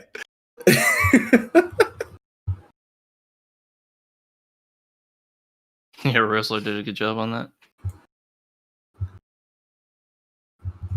That's funny. Yeah, fighting bosses in this game, their hits like it's like the AoE that they do will apply itself in every direction. So even if you block something, it like appears behind you and just knocks you down anyways. Yeah. Dude, it's so bad with the new Rift bosses that they introduced. Like the tougher ones or whatever. Like they do not give a fuck what you are doing. You are getting CC'd. Like it's so annoying. I can't stand that. I can't stand the they ignore super armor frontal guard thing on those rip bosses. So dumb. It's just not even Yeah. Yeah, what's the point of even like what's the challenge if you can't even use your abilities to avoid damage or to avoid CC? Yeah, I do love that Caphras Dust though. Has been a nice addition. That shit's starting to add up quick too. Yeah. Alright, so I think we're ready for comments. Morrolan, do you want to stick around or do you need to get Yeah, I going? can stick around. Okay, the comments are all going to be because the last week's episode we talked about the Heidel ball, so most of them are going to be focused on that. So I feel like your opinion would be helpful during them. But you want to plug some of your stuff though, real quick, Morrolan, before we go into comments. Where can people find your stream and your YouTube and all that stuff? And make sure you spell it out because I've misspelled your name 50 times trying to talk about you. Hopefully Google will know what you mean if you misspell the name, but yeah, it's just MorrolanTV. That's my name on Twitter. That's my name on Twitch, YouTube. That's my Discord link. If you do discord.gg/MorrolanTV, on any of that stuff works. And then eventually there's going to be a Morrolan.tv website, hopefully in the next week. So everybody who's been asking me to update the node guide for the last year and a half, there's going to be the node guide. There's going to be some other guides. There's going to be some tools that you could use on the website that are going to solve a lot of those problems so that I don't have to keep making YouTube videos about them. So there should be some pretty useful stuff. So keep an eye out for that. More. And then for the comment section, everybody, we do it every week. If you leave a comment on the YouTube video, we will, provided it's short enough or not just overtly offensive for absolutely no reason, we'll read your question on the show and then go over it. I forgot to TLDR long one. It's all right. Also, did you want to do a shout out to the Patreon people? I know you didn't mention it in the beginning. Oh, fuck. I forgot again, dude. I'm the most scuffed fucking... Standard. Yeah, well, I don't know. I'll probably just edit it in. Okay. Like I did like 3 weeks ago when I also forgot. I'm so sorry, Patreon people. I'm the most scuffed fucking person to ever exist. Yeah. Okay. Comment number 1 from Lost Souls. He says, first, congratulations. Hadouken OCX says, Frosty Panic rerolls to a new class. New class is bad. Rerolls back to Kuno. Next month, Kuno gets nerfed. Frosty plays World of Warcraft Shadowland and LOL with Reslar. Probably not. That'll never happen. I mean, I actually am going to try out World of Warcraft when it comes out, that new expansion, because I have a lot of friends playing it, but it will not have anything to do with Kuno nerfs because I will be a sand mage at the time. Morrolan, what are your thoughts on the reroll coupons being removed from the game after June? Just terrible, man. Just so bad. You think it's bad? That strikes me. So I'm pretty cynical about the weapon exchange coupons. I feel like the only reason that that's happening is because they did such a bad job of doing class balance this year that they're getting overwhelmed with support tickets of people who want refunds when they when they buy coupons and they reroll to a class and then the class gets nerfed a week later. I feel like that's it. They're just reacting to that, right? Like the weapon exchange coupons were one of the only things they sold in the cash shop that was actually pay for convenience. Like it was, I think it was a good way of monetizing that didn't mess up the game. And now they want to take that out, but they want to keep RNG gamble loot boxes. I just think it's completely going in the wrong direction. Yeah, that's a reasonable. I haven't heard that take on it, the support ticket thing, because a lot of people are mentioning like different reasons, like they're trying to monetize seasonal characters and get new players to just buy new weapons, make them all by artisans. But I don't think it. I think it has more to do with what you just said than that sort of stuff. Yeah, I mean that's an interesting take on it because I think you're the first person that I've heard that actually had that opinion.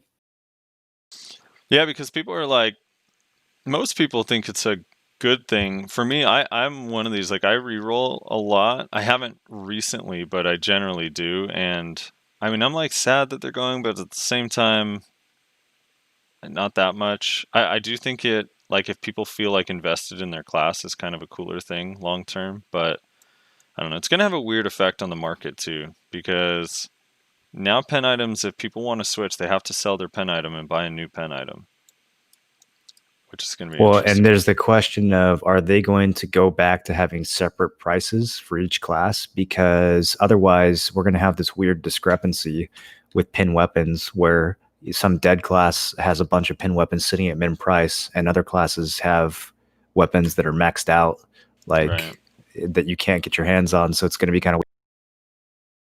Yeah, that's true too. I don't know. I do wonder if long term it's really bad for them, because people that have full pen, like this probably wouldn't be me, but I don't know what I would do. Like if you're completely bored on a class and you're like, dude, in that, let's say that situation comes up that you just described, it's like, all right, if I list my pen item, it's going to be stuck at min, every other is going to be stuck at max. So I'm going to get, once it does finally sell, if it ever sells, I'm going to get taxed like 4 bill or 3 bill or whatever it is, and then have to buy another one for more money, and you have to do that with every single weapon. Like some people are actually just going to quit the game. Right. Yeah. I don't know why it's better for the game to lock people into a class that they're no longer enjoying playing. And it, people were saying that they said there's another way to get the coupon.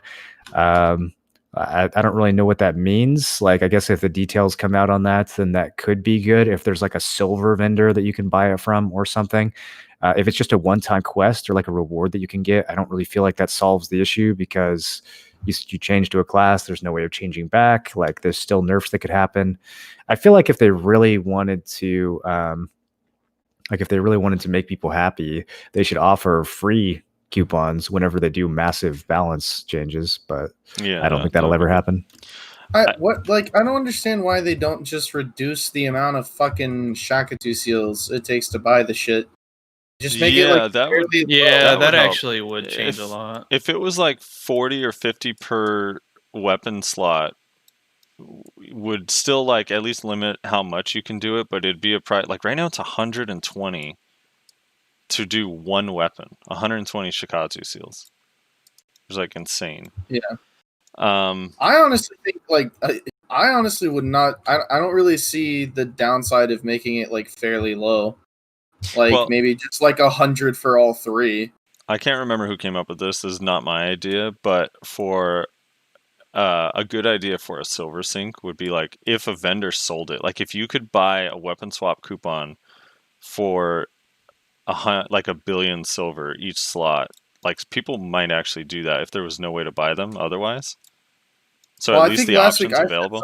3 years of full rerolls, Frosty would be it's just so happy. Didn't last week I say something similar to that? But I said that you would have to make it like based on what you're rerolling. So like pen would have to cost more than like Ted or whatever. I think I don't remember what I can't said. remember. I don't remember what something I had like a silver sync would be kind of cool. I don't know. Yeah, they said so. Morrolan, they mentioned that it would be available in a journal in the future, but gave no details on what that means or if it means it's only once or what. I don't know. Yeah, that kind of sounds like a one-time thing. Oh well, we'll just stock up now, dude. You know, I got 2 sets ready. I'm ready to go. My future is covered. Earthbound Alien says, "Woot value pack is the best 3 hours of my workday. One day I'll join you on the Patreon. I promise." Thank you for that. No worries on that. And then he says his awakened weapon will be an hourglass. That would actually be cool as fuck. I don't know how it would be implemented. Would it just be floating around? I don't know. I'd be down with that though. Todd Thorson says, "Don't worry, I'll donate to that dirty Mewa next paycheck. Heart edit regarding regarding shit tier grind spots, Randy, etc." Yeah, wait, were you on last week, Nashi? You were, right? Yeah, I was on last week. Right. What was it? No, I just forgot. Edit regarding shit tier grind spots, Serenity, etc. They could just make them drop spirit claw pieces, Jonas fragments, etc. They maybe don't need high tier accessories, but high demand consumables that will be needed later on in game would also help the market prices of these items. Yeah, Morrolan, what do you think about that thing that they talked about where they said maybe they were going to set up servers where some of the lower, like, unused grind spots, like in Serendia and shit, would be good specifically only for that server or whatever? It's interesting. I feel like they're just going to add a multiplier to it, right? So they're not going to go spot by spot and balance it all out. So it's probably going to be super out of whack.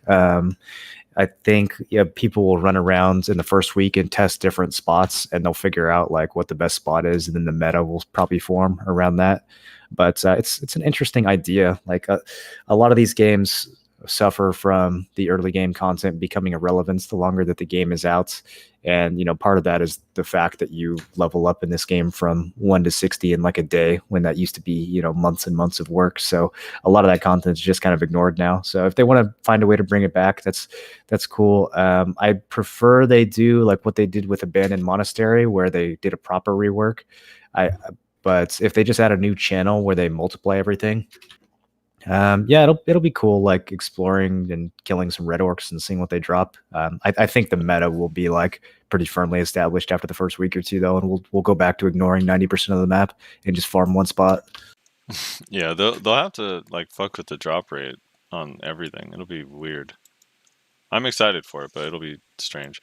Oh yeah, and Nayashi too. What he was talking about he'll donate to you next week. That you left for the comment section, I believe, last time, right? Oh yeah, I think I had to leave a little. So early. I had mentioned that Todd Thorson came on stream and donated $20 and said that was for the value pack because whatever, he loved the podcast and stuff. And I was like, so yeah, Rez, I'll split that with you. And then someone was like, "What about Nayashe?" I was like, "Nayashe's a Meiwa. He is not getting a cut of that whatsoever. No chance." Sphero says, "Nice." Thank you, Sphero. Origami says, "I love pretending to sit in the room and listening to this conversation." He meditates while listening to the podcast. Abraxas KB says, "I would love if you could use both at the same time, Suck and Awakening." You know, I hear this suggestion a lot. Moreland, do you think if they just removed Succession as a spec and instead just made all the pre-awakened skills Succession versions, so you could do both, do you think that would be good or bad? I don't know. That might be good.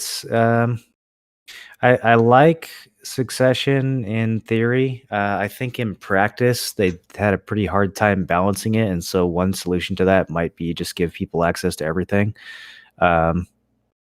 There's already so many classes in this game. I don't necessarily know if every class needs to further be broken down into 2 subclasses, but I don't know. I really like how the Succession turned out for the most part with Warrior. I think it's kind of weird though, right? Because a lot of the pre-awakened versions of these skills are dramatically different actually from the pre-awakened skills. Right. So like there's some abilities, if you look at Warrior, the forward slash that Warrior has, it's on Awakening, is a much better animation cancel, and it's much better at like moving up and down the Z-axis than the Succession one. The Succession one is more distance, but it drop stuns you and like rubber bands you if you're going down a rock, and you can't use it to cancel out of other skills the way that you can with the Awakened one. So that's like a fundamentally different skill that Awakening has access to compared to Succession. So there'd be, I think some Awakening classes would lose out on the actual like absolute versions of the skills that they prefer over the Succession versions. So that might be a downside. I also think just combine them, dude. Now it doesn't fuck you when you go downhill. You can. It cancel would be amazing if they just made it not fuck you when you went downhill. Yeah, they could. Wow, Yeah. a revolution. that's an issue with like Sork has that too. They fixed the key input conflict between Crowflare and Dream of Doom and Midnight Stinger on Succession, but not in Awakening, and it's like literally the same inputs. It's insane to me that they fixed that for Suck but not Awakening. It's so weird. But I think one of the issues with combining them, well, one, I personally like that the subclass thing, because I think it gives players a little bit more personality and style choice, so long as like the balance is decent, which I don't, obviously not all of them are close enough balance that you can choose either one, but a lot of them are. Like you can choose between some of the classes. But the other thing is, I think there's a lot of people that just don't like having to C-swap. C-swap is a jarring thing for a lot of people. Like when you played BDO for a long time and you're used to it, because that's all we had, it's fine. But I think for someone coming into the game, if they want to do that style thing, like switch between weapons, that's cool. But I feel like not everyone should have to. That's one of the things I like about Succession. One of their goals, one of their like stated goals with Succession is that they wanted to simplify it. So I'm guessing it's going to stay the way that it is, because they basically want these classes to have access to a kit that players can learn more quickly. That doesn't have as much like nuance and as much, as high of a skill ceiling to it. That seems to be an explicit goal of Succession, is to actually just make like an easier version of the class. Yeah. All right. Let's see. Rainier Jansen says that new Sand Mage class looks crazy cool. I agree. R9S says Prince of Persia, Sands of Time, Pog, also Wargons is OP. I make 80 to 130 mil an hour there as a 229 AP with Tech Kudum Kuno spot. Really relies on Seraps and Crystal drops though. Yeah, I think that spot's actually like sleeper OP for low gear. Queso81 says, I have a feeling that bounty hunting is wide open for exploits. Same with the new horse rental stuff. Wouldn't this open up player-to-player trading in a way? I don't know. Does the horse renting thing open player-to-player trading? I don't think the horse renting thing is that bad, because it's only like 100k silver per horse, and it's got a 1 week timer. I think if you cancel it early, then the money gets refunded. So unless you had like a shitload of horses, it's just probably not that time efficient to use that as a way to transfer money. But the bounty system could definitely be a way to transfer money if those honor points or whatever actually have like a reward associated with them. That's 100% going to get exploited. Yeah, dude, there's gonna be people like. Remember in the old days, if you ever watched like Peaky Blinders, dude, horse racing was king, man. There was like the Yeah. pharmaceutical companies back then. Now horse racing is going to become king for the market and BDO. That was scary. Money laundering schemes. Yeah. Thodiel says Mini Zarka tentacle hentai intensifies. I don't know what that's in reference to. Because I said, what if the awakening for the Sand Mage was he just turns into a mini Zarka? He's like stuck in the ground. Oh, what a bad idea, Rizlar. Genta says, Frosty, I wasn't gonna say it, but yeah, thanks. I got you, dude. I give Perlibus that idea for free. Okay, I'm not even charging for that one. Genta says the season channels seem to aim towards getting new players into the game loop without most of the punishing mechanics dragging them down. However, this doesn't do much for experienced players. Do you think special seasons that apply special modifiers would be viable or enjoyable? Examples, starting at higher levels, permadeath, dropping equipment on death, bonus drop rates, factions, etc. Dude, I do think a BDO hardcore mode would actually be insane. Yeah, I think that could be super fun. Imagine think of the cancer. You're already dealing with time. the cancer, the enhancement system, but then you have fucking players fucking with your shit too.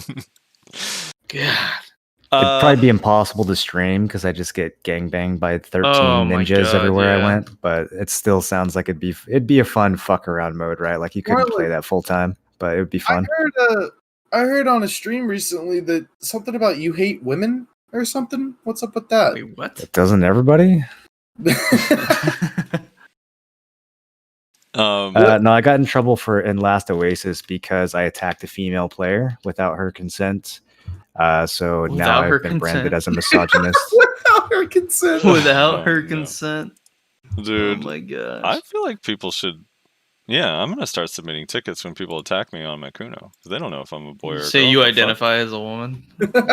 Yeah, you're harassing them. I mean, all women are queens, and you shouldn't attack them unless they give you permission. Spectral says they need to fix Succession Ranger. Shouldn't be hard to nerf her large scale and give her the scale and 1v1 potential back. And a damn S block at least. Yeah, that'd be cool. Well, it really needs is an S block, right? I don't even think the large scale nerfs need to be. Does Ranger need to be nerfed large scale? I don't even know that it does, to be honest. It's not even like top 4 best class in large scale. I don't know, dude. I saw that Cine clip. That clip is pretty good, dude. Our friend Cinny Moreland is like, he has this clip during a node war. His ranger is literally hiding in a bush on a high ground. You just see the bush wiggling and his kill feed like going off because he's spamming descending current from this bush. I feel like that shit's way underused in NA. Apparently Korea has a big problem with rangers, and in NA we're all just like playing guardians. Yeah, I think we're ahead of the meta, dude, not behind. I could be wrong. Tilter says, I think Succession as an idea is kind of stupid. In my opinion, they should just take Succession kit and the Awaken kit and merge them so you don't have to pick and can use both. I do want to say the other thing with merging them is, here's my problem with merging them, is having them separate allows some of these Succession skills to be extremely powerful, where if they're merged, you're going to have to nerf a bunch of shit. Like, imagine a Kuno that can tendon cutter to your back and spin. Like, I just can't even. Oh my god, dude! Imagine tendon cutter C-swap delighted blast spin. That would be so nuts, dude. I am 100% for combining them, mostly because Archer doesn't have Succession. So I imagine we just get a bunch of buffs, right? we just get like damage buffs, just like straight fucking damage buffs. So I'm actually pretty okay with that. Imagine Awakened Warrior getting the super armor from the Succession grab. Ooh, yeah. There you go. I don't know. The Warrior ones would be the most. I mean, the Warrior would probably not even feel that difference, to be completely honest. Probably not. I'm trying to think, like, Can you imagine Wizard and Witch Awakening kit also with that pre-awaken kit though? With Succession, how fucking insane that would be. The fucking fast cast passive, and they're using it with like Aqua Jail, Bolide, Cataclysm, like everything. Now Wizards and Witches have Voltaic Pulse, and Witch would have 2 Voltaic Pulse cooldowns. Wizard would have Voltaic Pulse and Cataclysm. That sounds awesome. Oh my gosh. You guys got to see this. I don't know why. I don't know whose bright fucking idea that was to take arguably the most powerful ability in the game, I guess excluding fucking PA, and then give it to another fucking class. Like, Jesus Christ, dude. Voltaic is already so ridiculous. Why are we putting it on other classes? Am I supposed to pop this up on those. stream? All right, Yeah, look let's at have a those. Those are Is there kind of relevant to sound that we need or no? You don't need sound. Okay. It's just watching what they're doing. Oh, this is the Ranger. Oh my god, dude. They all died. It's ridiculous. They all died on that tower. What server is this? Unbelievable. I don't know because I don't recognize the guilds. I assume EU. I think it's EU, yeah. I don't even recognize them for EU either. I'm pretty sure it's EU. Alright, let's see. Unpredictable and Blitzkrieg? Yeah. Oh my god, dude. Yeah, Rangers, not bad. You know? In large scale. In large scale. There's a reason we gave Succession Ranger its own fucking category in the tier list. Yeah. It literally looks like he's farming mobs. Oh yeah, here, let me put the links in chat for you guys.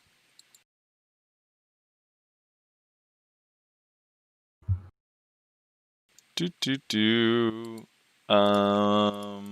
here we go. Alright. Dancing Sword says craftsman life skill, making furniture and house decor, and those mob heads that give small timed bonuses. Yeah, that could be an interesting. Can't you make some of those already though? Isn't that already kind of a thing? I thought you could. Probably not the really good ones though. I don't know. Do Make you, what? like the furniture that gives buffs and stuff? Can you craft any of them, or are the buff ones not craftable? Like, can't you make camel statues? Isn't that a craftable I mean, thing? you can craft them if you get like a rare drop off of Nuver or something, I think, right? Oh, There's then furniture Nuver drops like Nuver and Kudum that turn into the good buffs. Yeah. I don't know. As a separate life skill, it doesn't seem like it's different enough because that's already kind of a thing. I got a 5-head idea for house items. You guys ready for this? All right, let's see. Yeah. Let's hear it. Allow your players to put furniture in their tents, so you could take house buffs out of your. That actually be sick. You lean so hard, pay to win, Morlan. It's not even cool, dude. That's convenient. You just saving it to the church or to the house. Yeah, can we also do it in our rental tent buffs for those of us who don't have actual tents? Yeah, they can put a rental tent in there. Put a little mobile priest in there too for church buffs. Dude, you know how they're letting us rent horses for 100K? They should let us rent our tents out to people that don't have them for actual cash. You can borrow my tent for $10. You get it for 2 weeks. Damn, dude. That would be dope. So after how much is a tent? $60? How much is it? I don't remember. 4,900 pearls, I think. So after like 3 weeks, it becomes not worth it anymore. Yeah. Well, you couldn't gather all the money at once. Some people are living like that, man. Kenichi Sai says, I'm skeptical about the costume design task force. just the fucking Skeptical. the name. I'm just skeptical about the name, dude. What's gonna end up happening is they will release nice and unique costumes for a few weeks. Then, like the grindy game that BDO is, they're gonna get burnt out and they'll start recoloring and adding effects to existing skins like the fucking Shoodad. Then, in true PA fashion, when it gets too complicated, they're gonna make a separate game called Costume Design Task Force Simulator. It'll be free on Steam, dude. It'll be free on Steam, and the servers will still run like shit. You'll be lagging your dick off. Dude, imagine. I'm just waiting for the standalone costume creation game. Yeah, dude, that's what I said. Imagine desyncing while like trying to put a pocket on your shirt, dude. Or Morlon, you're have you just trying to played- dye. You're just trying to dye your outfit a different color, and then they, it's lagging and desyncing on you. Morlon, have you played Shadow Arena? Yeah, I played it quite a bit. I played pretty much every version of it. The best version was the final beta that they did. The early access launch has been kind of rough. I don't know why, but it seems to have more like desync and networking issues Yes, than the it previous definitely version. does. So that's been pretty unlucky. Yeah, me and Reslar did a duo attempt, which it was interesting at first, but the long waits made it an issue. The long waits and like the lag when you got into certain fights. Like we fought Blade Boquaz and his teammate for probably a solid like 20 minutes at one point, waiting for a game to start. And Blade was playing Akuno and was legitimately. It looked like he had Ghost Step. Like he was actually just teleporting around. It was fucking insanity. Rust came up with a good idea. Sorry for when it comes to the costume thing. He said they should make it a Steam workshop where you let the community submit costumes. I remember that costume contest they had a while back. Yes. Like that actually generated some really badass costumes, and I like that idea too. I mean, still whatever, have this task force, but I would probably slow it down to like one every 3 or 4 weeks, and then also do like user submission contests, and like maybe once a month add in like for every class, like the winner of each class's costume. Give me my racist wizard outfit. Racist wizard outfit. It was super racist. It had like the I cone, already the kind cone of have hat. one of those. That outfit was fucking cool as fuck. Like it had It was the dope What was it? well, it had that witch hat thing. Like you have you guys ever seen like American Yeah. Horror Story Coven? Like the black tall pointy hats, like it was one of those. The problem is like if you could dye it white, it's probably gonna be a no-go. But yeah, that outfit outside of that hat actually was God, are fucking you serious? epic. Yeah, And dude. isn't that crazy how that was like? Wasn't that like the like fourth place or something? Like at the end of it, it was like third or Yeah, it fourth was up place or there. something. But the I rest think. of that outfit was really fucking badass. Actually, that outfit was. There cool. were so many good outfits that came out of that, and then we got the fucking Zerker outfit, which was the worst fucking one. I mean, it was the one that won though. So worldwide, it was the one people loved most, right? Yeah, and nobody fucking. It's gross. Nobody uses it. Well, no one plays that class. 0H says, forget LAN tournaments. That'd be so dope, though. The first step to a competitive scene in BDO is just give us a freaking 1v1, 2v2, 3v3 ladder already. When are they going to understand that these Arsha leaderboards are lame as fuck and aren't what we want? If their reasoning really is... we have Archer leaderboards? We have them right now, yeah. Sammy won the last one. One season one. If their reasoning really is, quote, some classes aren't designed around 1v1s, end quote, well, most classes aren't good for Siege. It doesn't mean we should get rid of Siege. Actually, it probably does. Sammy doesn't sleep, though. It probably does, but we should get rid of Siege. Yeah, I can't stand... I've been saying this, Morlon, like, this comes up every once in a while, because I always hear people say, like, well, you know, classes aren't designed for 1v1. And I'm like, dude, 1v1... in this game right now, like overall, is way more fucking balanced than Siege. Like it's not even close. Yeah. Well, with Succession, I mean, even Witch and Wiz is good in 1v1 now. I don't know what people are complaining about. Yeah, exactly. Yeah, dude, it's like, okay, in 1v1s, there are, out of the 19 classes, 17 of them are viable to defend yourself against just about everybody. With, like, you know, there being a little bit of give and take, like you're going to have advantages, disadvantages. In Siege, you 4 usable classes. The rest suck. All right. I do find it very funny though that they're trying to do some sort of international competitive like PvP scene whenever we don't have ranked fucking. I know. Like, which, by the way, would ranked not be the easiest way to narrow down seeds? Determine just what classes need to be nerfed on every. Well, that too, but having classes on every server, like where you see like the top ranked players, so those are the people you invite. If we had an actual ladder, instead of you just being like, okay, what's the most like popular PvP streamer? We'll just invite that guy, I guess. Well, actually, I have some info on that. They said specifically KR only, so. What do you mean KR only? Yeah. They're only inviting KR players. No, they literally announced SEA in Taiwan as the first tournament. No, not the tournament, but the for the Oh. people that they're bringing to talk about the classes. Oh, you're talking about the balance stuff. Okay. Yeah. Oh, with the balance stuff. Yeah. No, we're talking about just having the tournament, the tournament thing. Oh, yeah. The tournament, yeah. You were Definitely. probably being grabbed by Zerker in our show right now. The cross server tournament. Probably Yeah. being grabbed by the circle. Hey, nah, I'm fighting a ninja right now. Dude, I don't know why all these Zerkers keep grabbing Nayashe and plugging his ears while they have him up in their arms. Yeah. I don't know. I mean, I like the idea of the international thing. If it's like actual invite, like go to the place and participate live would be kind of cool. I remember, I don't know if anyone remembers Benzi from Black Rose, like way back in the day, Benzi boy. I remember I was talking to him about it, and he was telling me that he had to actually like practice for a while beforehand because the latency was so good that it felt weird. Like he like couldn't anticipate the movement and stuff. It was like, this is actually nuts. Yeah, it's definitely gonna be a little different having basically Dude, that was so fun when Benzi and the guys came to TwitchCon and we had that big finals match like up on the stage. That was so fun. Dude, that was cool. It was hype for sure. Yeah. Felt bad for the EU team though because they had so many issues with passports and whatnot, or visas or whatever.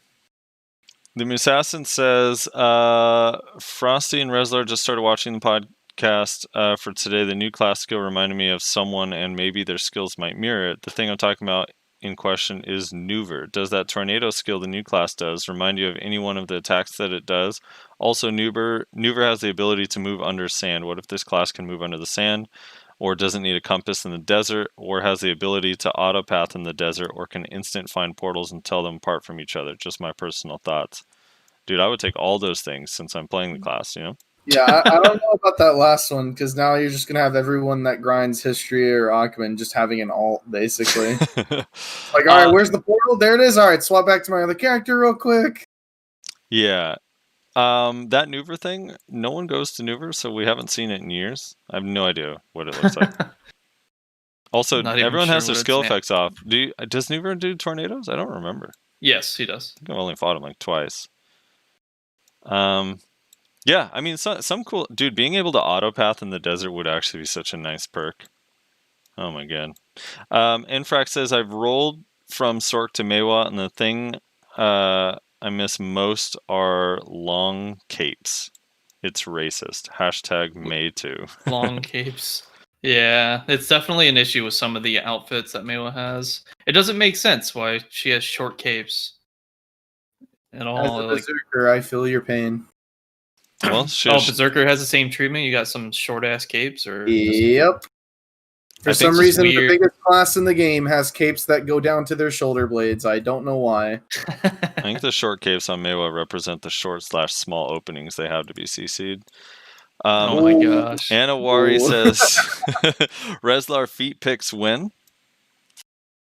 Dude, that's the exclusive $50 tier on Patreon. So you get a personal Discord invite. Imagine paying actual money to be griefed by Reslar's feet. Actually, let's hear. I want to hear Morland's opinion on this. What's your opinion on Musa and Mewa in terms of, since you played Musa, what's your opinion? Pretty bad.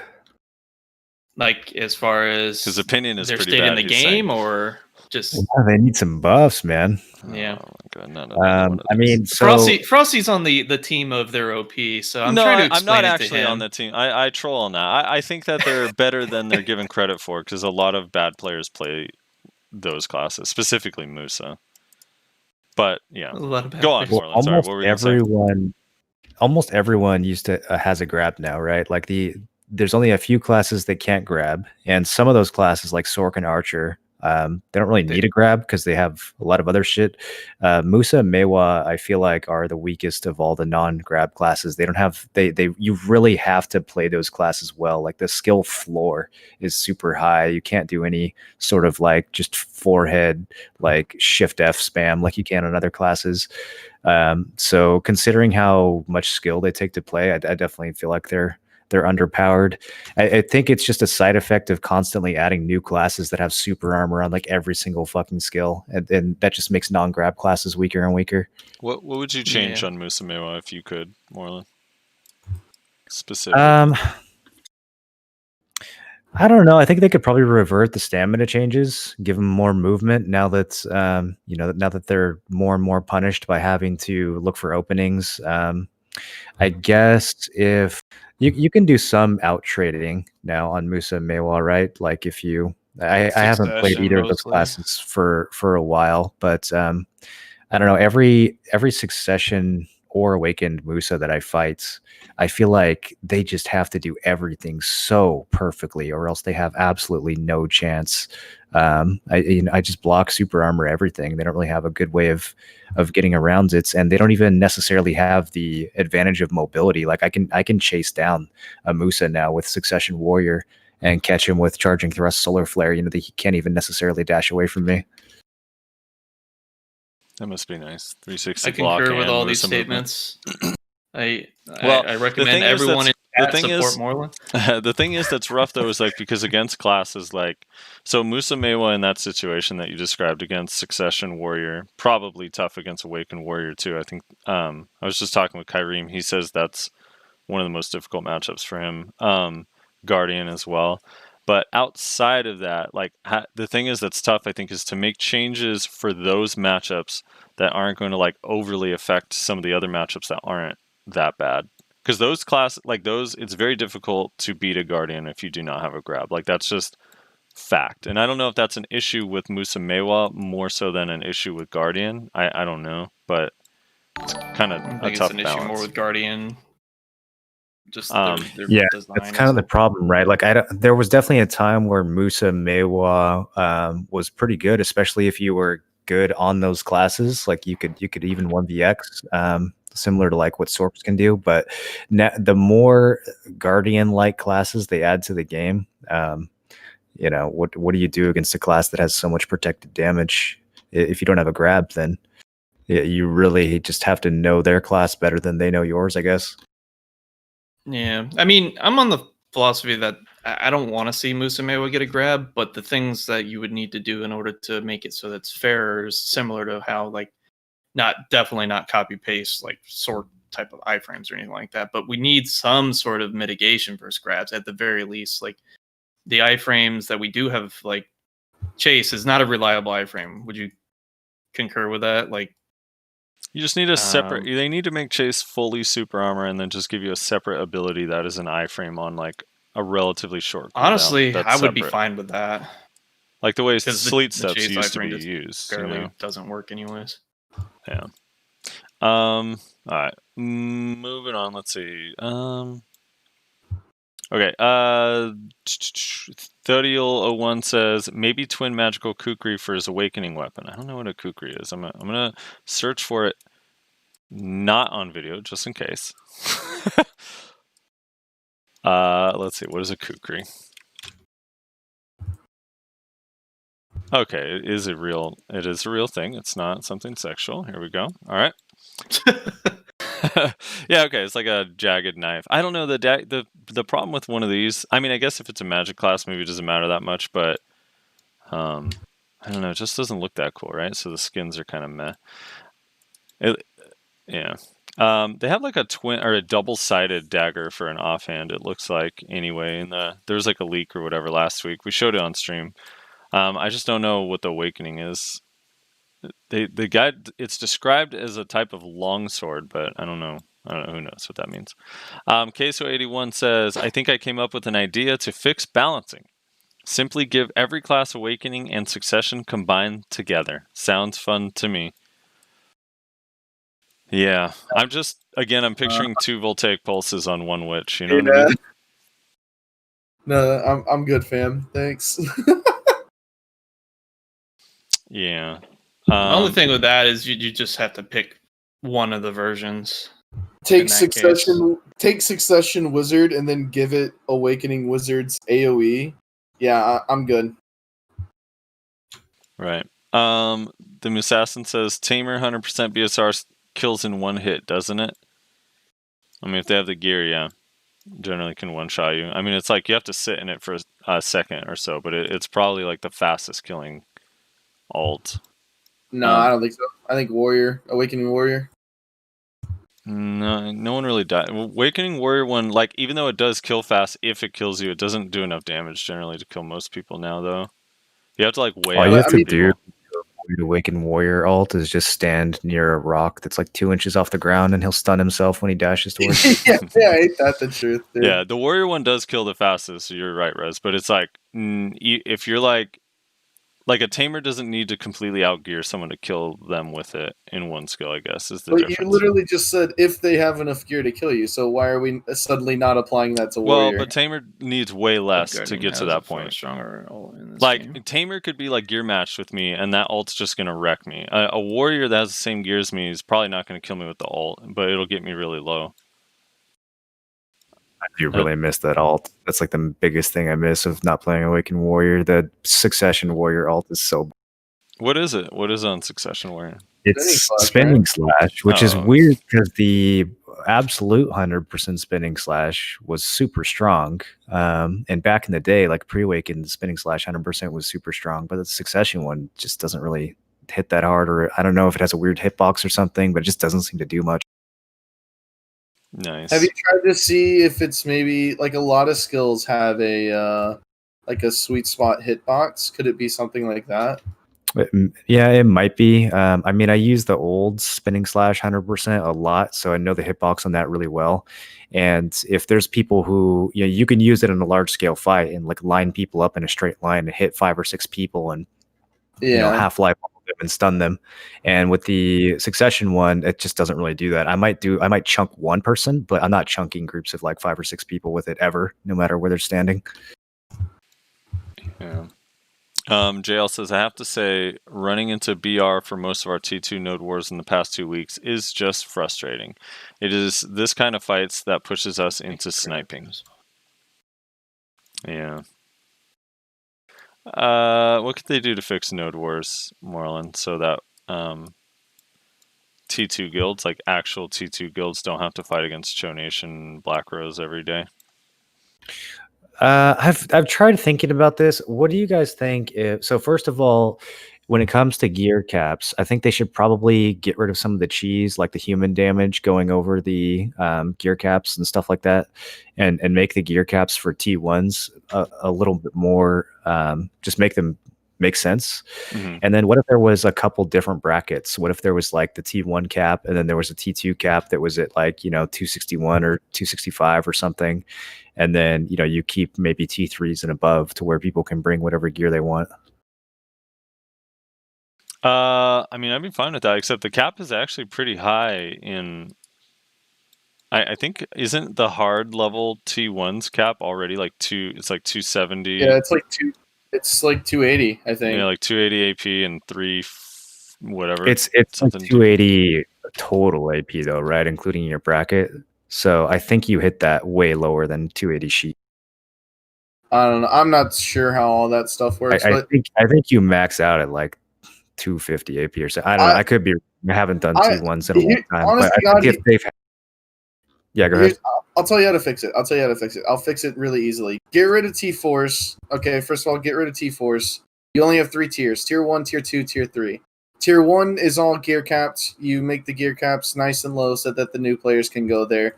Tier 2 is uncapped, but you can't siege. Tier 3 is uncapped, but only people who go there are the siege guilds because you have to own a Tier 3 in order to go to any siege in any region. There, I just fixed it for you. You're welcome. Oh, and you can't go down.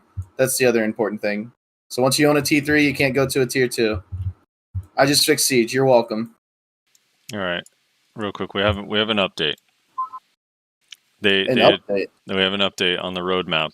This came out, I guess, 2 days ago on console, but they said there's a notice for the console versions about the roadmap and the Hashashin. So I'm just going to read it verbatim here, and then we'll discuss after. Adventures. We wanted to again thank everyone for joining us during the Heidel Ball, blah, blah, blah, blah, blah. During the event, we were able to share information regarding the Black Desert console roadmap. Although initially scheduled to be released in the first half of 2020, Guardian unfortunately still needs work done to have it ready for Adventures. To make up for it, it was announced that Hashashin, the newest class for Black Desert, would be introduced on console first out of the global services. The way that this was prevented, however, may have caused confusion. We would like to clarify. As the lead designer or producer Jae-hee mentioned during the ball, Black Desert content first launches on Black Desert Korea PC, then it branches to overseas global services. Hashashin will first be released to Black Desert Online Korea PC, then will make his way to console, making it the first among the overseas global services to receive the class. We are sorry this was not clearly stated during the presentation. We'll ensure such misunderstandings will not occur in the future. So get fucked, console. You're not even getting the new class first. Well, they're getting it before us. So get fucked us as well. Yeah, they but did that say like that it would be the first global release or something. So Right. I remember being confused by that wording. So I guess that makes sense. I still love the fact that the KR is essentially more of an alpha test server than Global Lab. I don't know why. It's just so funny to Well, me. the global lab is alpha. Well, with classes, yeah, you're right, because they almost never release classes on global lab before KR. It's either the same time or whatever. But I think that's more of like as a teaser, or like they don't want to like ruin the surprise of the class or whatever. But yeah, generally, global lab is alpha, KR is beta, and then we are the unfinished product. Yeah, we're the early access. We're the early access. Yeah. They've had an alpha and a beta, but we're still early access for some reason. Yeah. So, like, legitimately though, like, would that not fix like that issue in Node Wars if you literally just made T3s required to participate in Siege, and then you just fucking made it to where you can't go down once you get it?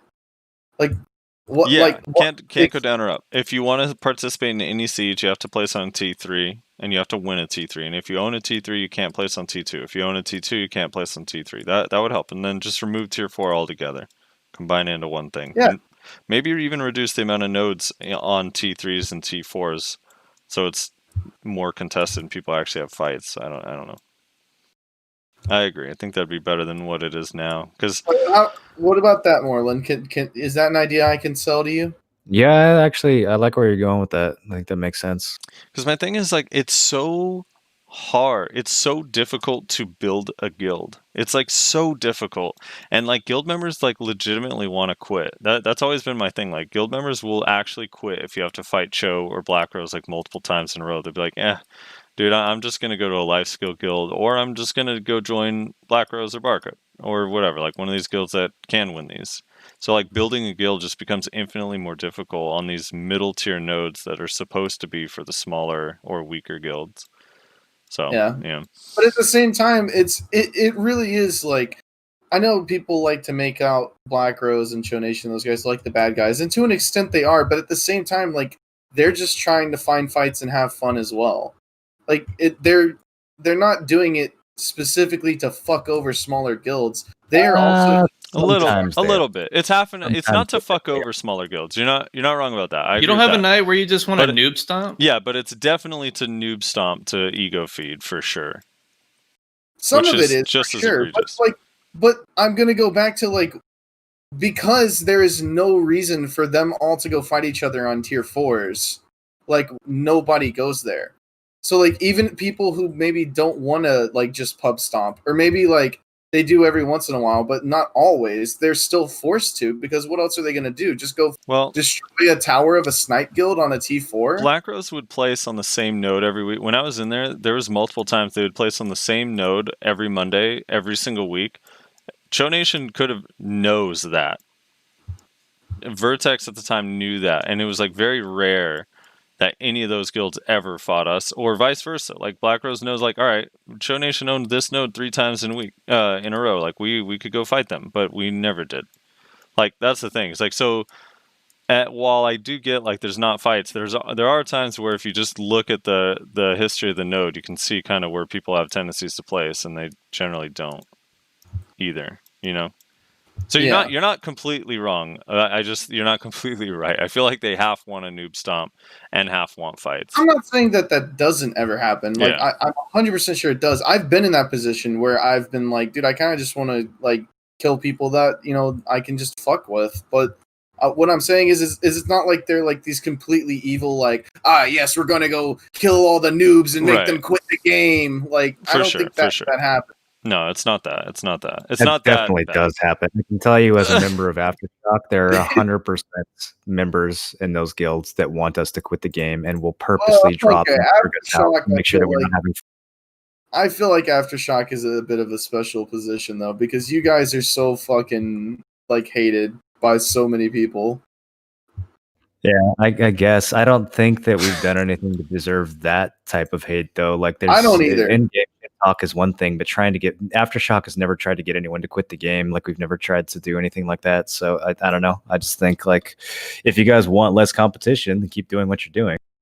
Yeah, I don't either. I think I know a lot of people don't like Tim, and like I know a lot of people have issues with Tim, but I don't think anything that Tim has ever said or done warrants people trying to legitimately make members of his guild like quit the game or not have fun. Like I think that's just insanity. Like at the end of the day, it's a fucking game. Like I know we all get heated, we all get upset. It's a competitive game, but like it is a game. The idea that we're gonna try and make this guild die is like I don't know. That's such an extreme to go to. Like there's like one guild I can think of that I legitimately wished did not exist anymore. That's because they like legitimately like said some really fucked up shit to me and all of my friends in our guild. So I think there's just you have to go to real extremes to warrant that type of shit, honestly. Super Sean says, Nyashi, stop PvPing and pay attention. Goddamn Maywas. that sounds about right. Maximum effort. Maywa brain, we have limited things we can pay attention to at once, This is why I think everyone that mains Maywa or Musa when they re-roll to a new class is going to fail miserably, even though they think that it's just a face stomp, because they're going to actually have to use a movement combo instead of holding R&B. It's going to be tough. Maximum effort to translate the producer words when it comes to removing the weapon change coupons. Quote, we are feeling that the players are accusing us of doing balance changes to force them to re-roll to a new class by using class weapon coupons, and in order to prove that this is not the case, we will make this sacrifice to prove you wrong. End quote. There's not an actual translation. He's saying no. He's saying that's what he's translating it for us, what he took from it. No, that's not what they actually said. And he said, and in order to prove that is not the case, we'll make the sacrifice to prove you wrong. Edit, January 2021 is also winter 2021. Some Asians just phrase it like that, so it's likely the new region to be out in KR in 6 to 7 months, not 18. Yeah. I do like Moreland's idea the most, though, so far out of all the theories I've heard, that they were getting so many tickets that they were like, dude, fuck, just take this shit out. Just take this shit out. This is ridiculous. Yeah. They rolled my weapons back once. It was very kind of them. DG609 says, me rolls back to warrior. Okay, I'm fine. Not going to reroll. I love this class. PA, Hashashin. Me, fuck. I'll do it again. Same, dude. I was settled on Kuno. And now this. Small Dick Small Dick Stole Your Girl says, is Archer one of the most protected classes? And if they are, can you give me examples why? I don't think they're one of the most protected classes. I think they have a lot of protection for a range class, but not. I think Archer's like kind of fallen off the totem pole a little bit since the introduction of some of these other kits, like the Succession kits, and of course Guardian too, right? Yeah, once they gave Wiz Witch Succession Archer's kit, things changed. That alone, I think, pretty much ended their career. I don't know. I think the reason Archer seems so insane is because they do have an assload of protected CCs, and also the fact that they are so like ranged, right? And range in itself, I mean, I know people don't like talk about it like it is, but it really is. Range is a form of protection in and of itself. So the fact that they can hit you from so fucking far away, I mean, I know gap closes and the amount of classes that can just easily close that distance is, there's a lot of them, but the range is a form of protection in and of itself. So I really think it's a combination of those two things. The fact that they can hit you from so far away, so consistently with so much damage, and the whole time you're trying to close those gaps, they have so many like protected CCs that they can just toss out fairly willy-nilly, in all honesty.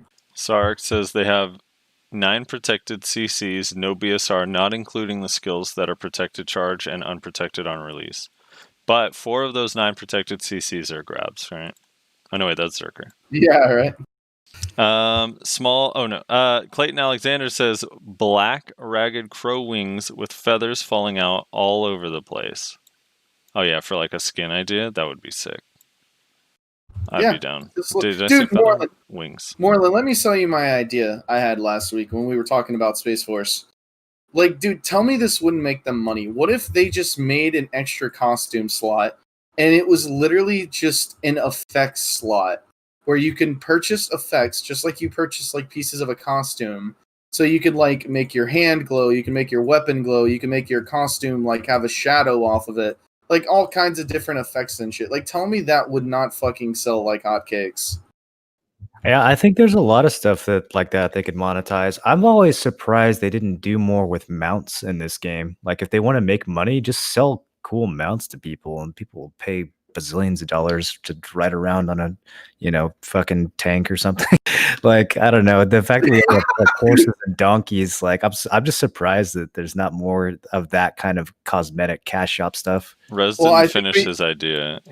He also wanted in that same weapon or that same slot for cosmetic costume that if you buy the $100 version, you also get 10 DP and 10 AP. Yeah, and it's sheet.